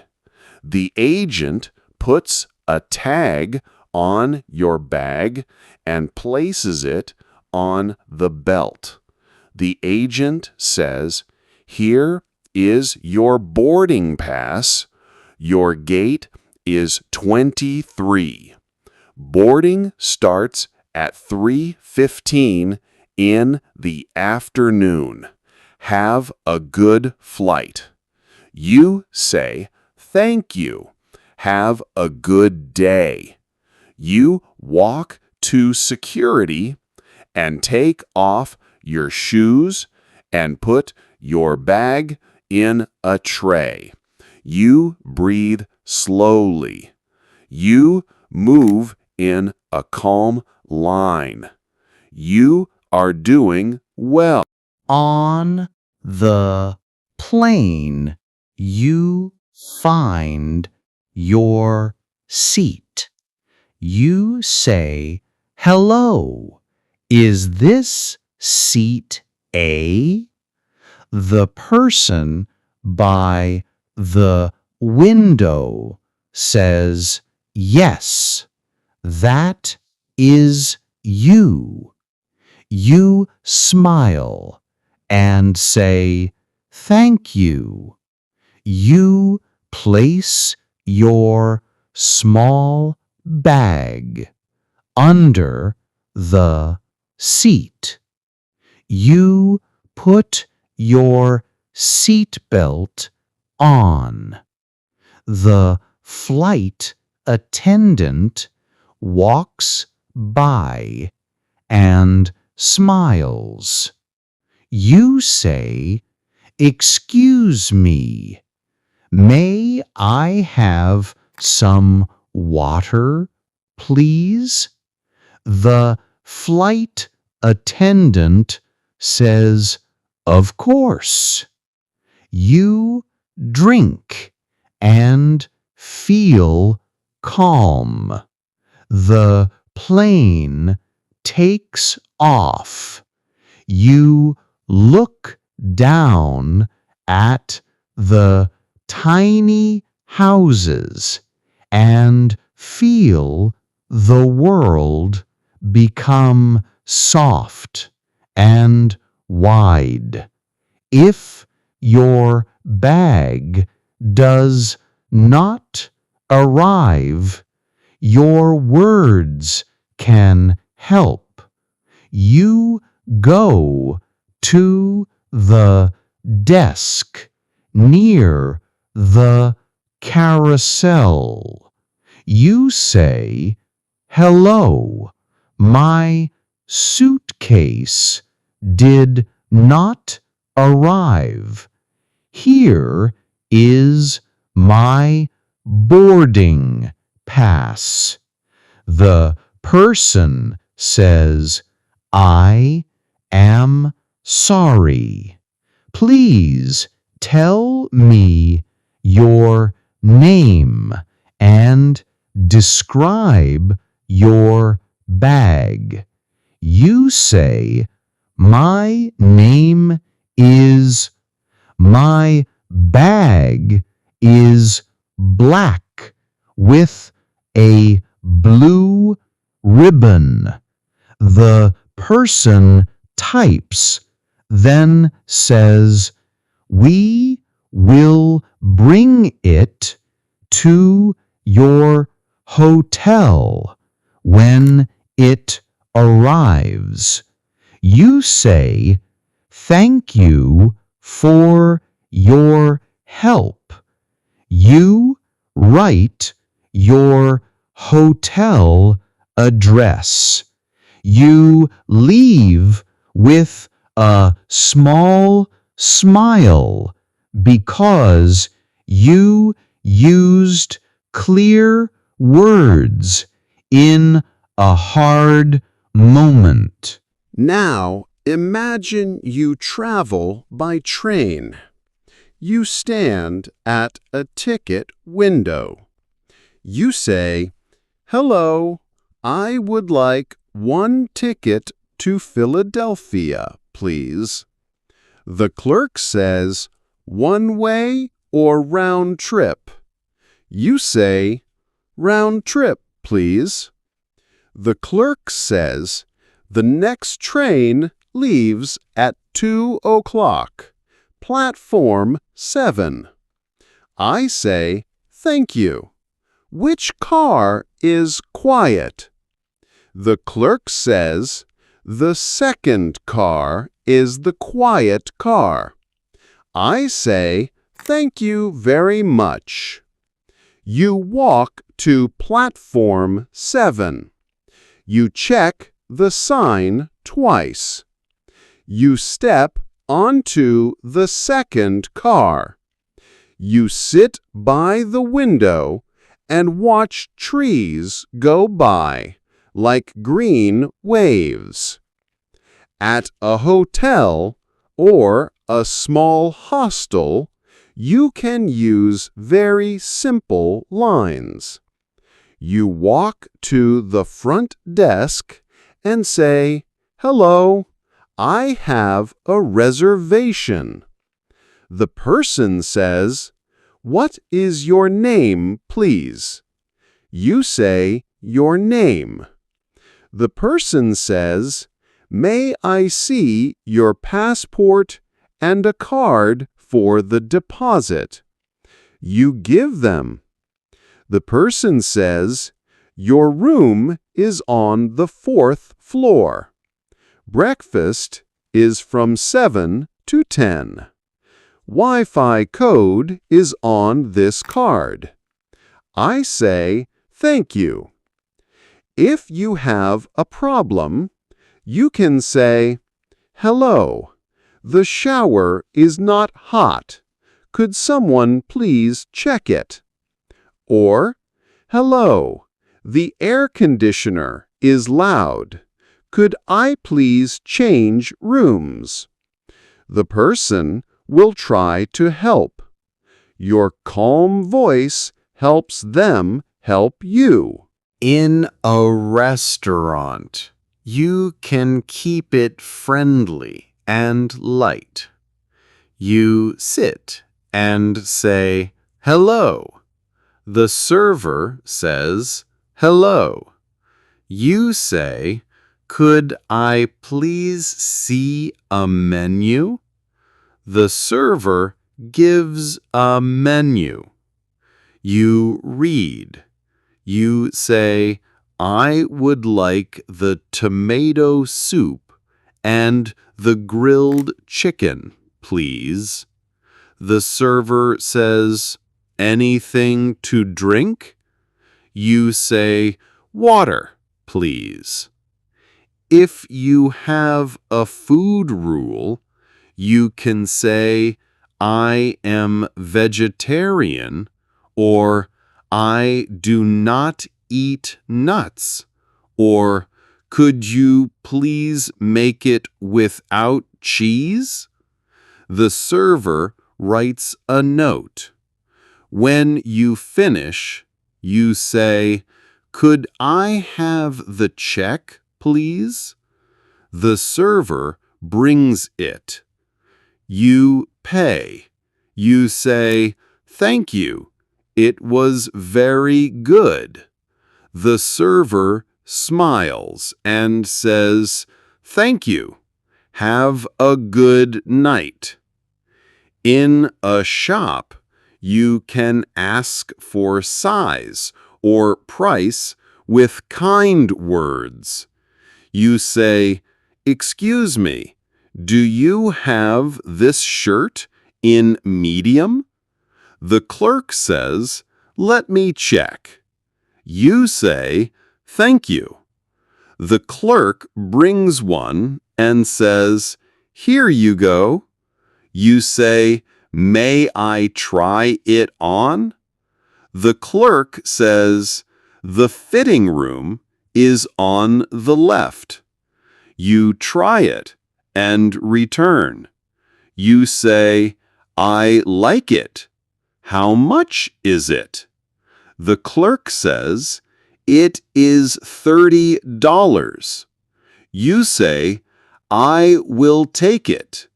Please keep the tag." The clerk smiles and gives you a receipt. You say, "Thank you." They say, "Have a nice day." In a small emergency, simple words can help you feel strong. If you need a pharmacy, you can say, "Excuse me, where is the nearest pharmacy?" If you lose your wallet, you can say, "I lost my wallet. I need help. Where is the police station?" If you feel sick, you can say, "I need a doctor. I have pain here. Please help me." If you see a person in trouble, you can say, "Are you okay? Do you need help? Should I call an ambulance?" Your voice can carry care. Your words can save time. Now let us polish pronunciation with soft steps. The th sound can be gentle. Put your tongue between your teeth very softly. Blow a little air. That is the sound in think and think and three. For the th in this and that and these, make a soft buzz with your voice as the air moves. Do not push hard. Keep the jaw easy. Practice in a mirror for 1 minute. Smile at yourself. Let your tongue be curious, not tense. Many learners feel a difference between ship and sheep. In ship, the vowel is short and relaxed. In sheep, the vowel is long and smiling. You can train your mouth with 2 soft lines. Say, I see a sheep on the beach. Then say, I see a ship on the bitch. Smile a little for the long sound. Relax a little for the short sound. Go slow. Let your ears guide you. It is okay if it is not perfect. Each try is a seed. Past verbs with ed have 3 different endings in sound. In words like walked, the ed sounds like a soft t. In words like loved, the ed sounds like a soft d. In words like wanted, the ed makes its own little syllable like id. You can sing a tiny line to feel them. I walked to the park. I loved the song. I wanted a nap. Feel how your mouth moves. Let the sounds be small and light. Plural S also sings in 3 ways.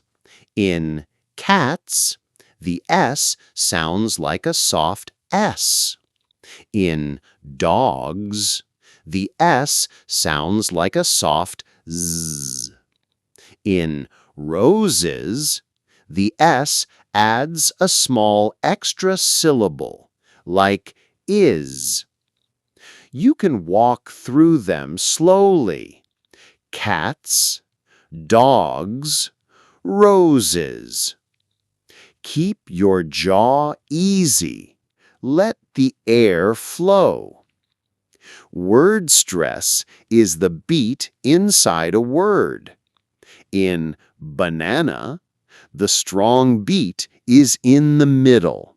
Banana. In museum, the strong beat is also in the middle. Museum.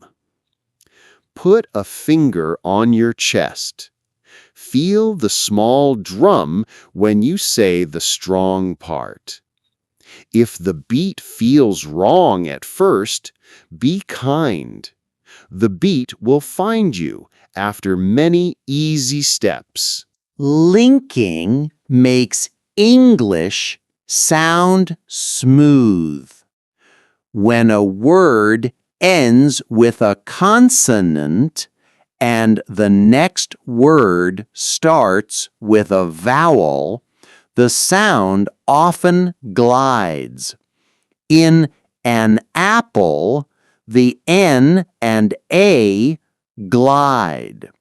In want to, many people say wanna in fast speech, but you can say want to and still link the t to the next word. Say it slow, then a little faster. I want to ask a question. Let the words hold hands. Now, let us practice more short scenes that you can use. Imagine you are buying a Metro card. You stand at the machine. The screen says, "Buy new card." You press the button. You choose 7 days unlimited rides. You pay with a card. The machine prints a yellow card. You tap the card at the gate. The screen says, "Go." You walk through.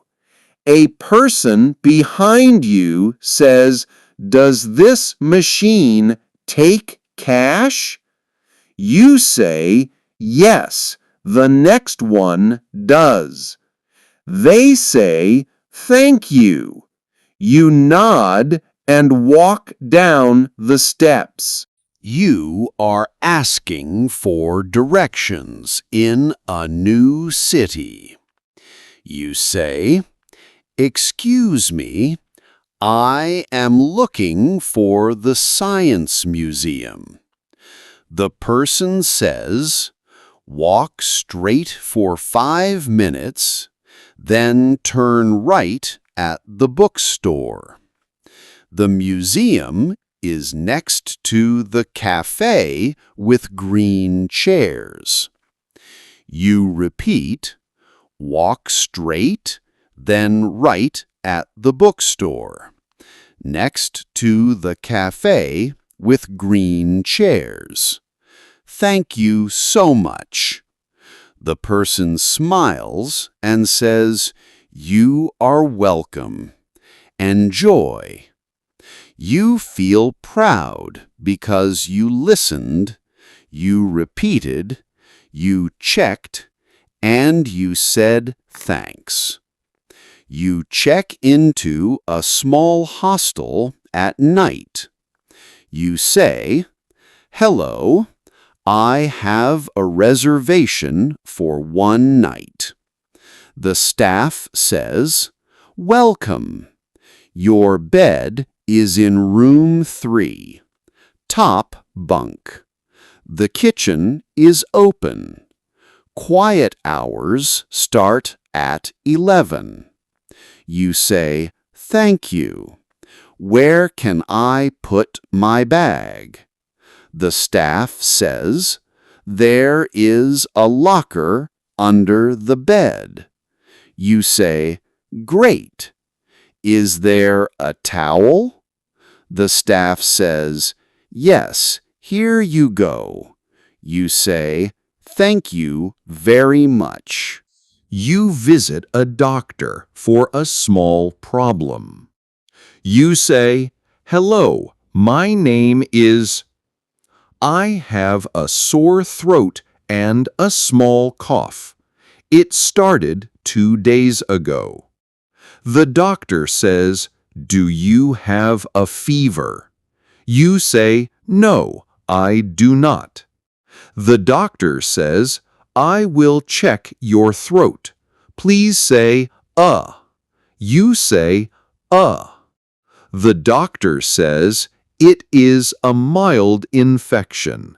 Drink warm tea, rest, and take this medicine twice a day. You say, "Thank you, doctor. How many days should I take it?" The doctor says, 3 days. You say, "Thank you." You leave with clear steps and a calm mind. You call customer service about an internet problem. You say, "Hello, my name is..." I am calling about my internet. It is very slow. The agent says, "I am sorry to hear that. May I have your address?" You give it. The agent says, "I will run a test. Please wait." You hear small clicks. The agent says, "I will send a technician tomorrow between 10 and 1. You say, "Thank you. Could you please call me 30 minutes before arrival?" The agent says, "Yes, I will add that note." You say, "Thank you for your help." The agent says, "You are welcome. Have a good day." You hang up with a clear plan. You meet a language partner at a cafe. You say, "Hello, are you Sam?" The person says, "Yes. Are you Stu?" You say, "Yes. Nice to meet you." They say, "Nice to meet you too." You say, "Let us speak English for 15 minutes, then your language for 15 minutes. We can help each other." They say, "Perfect." You set a small timer. You smile. You begin. You ask easy questions. You listen with care. You laugh at a gentle joke. The time passes like warm wind. You both feel stronger. You make a tiny negotiation. You buy a used camera from a local market. You say, "Hello, I like this camera. Does it work well?" The seller says, "Yes, it works." You say, "Could I test it?" The seller says, "Sure." You take a test picture. You say, "How much is it?" The seller says, $100. You say, "Would you take 90?" The seller thinks and says, 95. You say, "Deal." You pay. You say, "Thank you." The seller says, "Thank you." You walk away with a good price and a good feeling. Now, let us build a gentle study plan you can keep after this podcast ends. In the first week, listen for 10 minutes each day to slow English that makes you smile. Read one short page each day. Write 2 lines in your journal each night. In the second week, add 1 tiny conversation with a friend, a classmate, a barista, or a librarian. Use a pocket phrase you practiced. In the third week, choose one topic you love, like food, sports, art, or animals. Learn 10 useful words for that topic across 7 days, not in 1 day. Use each word in one small sentence. In the 4th week, tell one 2-minute story about your day every evening. Record it on your phone if you can. Listen one time. Celebrate one thing you like. Choose one tiny thing to try next time. Keep the plan soft. Keep the plan kind. End each day with a smile, so you want to return tomorrow. Let us do a warm review of the big ideas from our whole journey. Slow is a power, not a problem. Short sentences carry clear meaning. Breathing helps your mind learn. Food is a story you can eat. Home can be small and still feel full. Plants teach patience. Pets teach presence. Kindness is a bridge in every language. Daily habits beat rare big days. Mistakes are teachers with friendly faces. Stories are simple when you use who, where, when, what happened, how you felt, and what you learned. Grammar is a set of small boxes that help people understand you. Pronunciation grows with play and practice. Your voice is a candle. Light it every day. Before we close, repeat a few soft lines with me. I learn with kindness. I grow with patience. I listen with care. I speak with courage. I rest when I am tired. I return when I am ready. My English is improving. My heart is open. I am on my way. Now, place one hand on your belly and one hand on your chest. Breathe in through your nose for 4 slow counts. Hold for 2 counts. Breathe out through your mouth for 6 counts. Do this 2 more times. Let your shoulders drop. Let your jaw soften. Say in your mind, thank you to yourself. Say, I showed up. I did the work. I am proud of my small steps.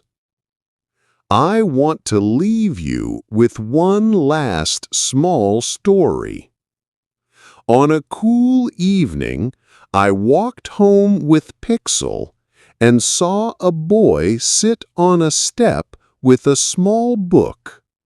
His lips moved as he read. His mother sat beside him and watched the sky. The street was busy, but their corner was quiet. I slowed my steps. I heard the boy whisper a line and then smile. He looked proud. His mother smiled too. In that moment, I felt a clear truth. Learning is love in motion. Your time, your breath, your brave voice, all of it is love moving through your life. You are doing something beautiful. Thank you for walking this long path with me. Thank you for your ears, your mind, and your heart. You made this podcast feel alive. You made these simple words feel strong. Drink some water. Stretch your arms. Look at something green. Give your day a soft thank you. When you need a calm voice again, come back and listen. This lake is always here. This river is always ready to move with you. This was I Love English, the podcast. I am Stu. I am grateful for you. Take care, friend. Keep going, step by small step. The world is ready for your words.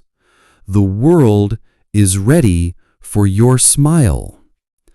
The world is ready for you.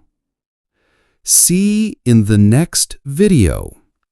If you like this podcast, then definitely share it with your friends and like and subscribe. Bye for now.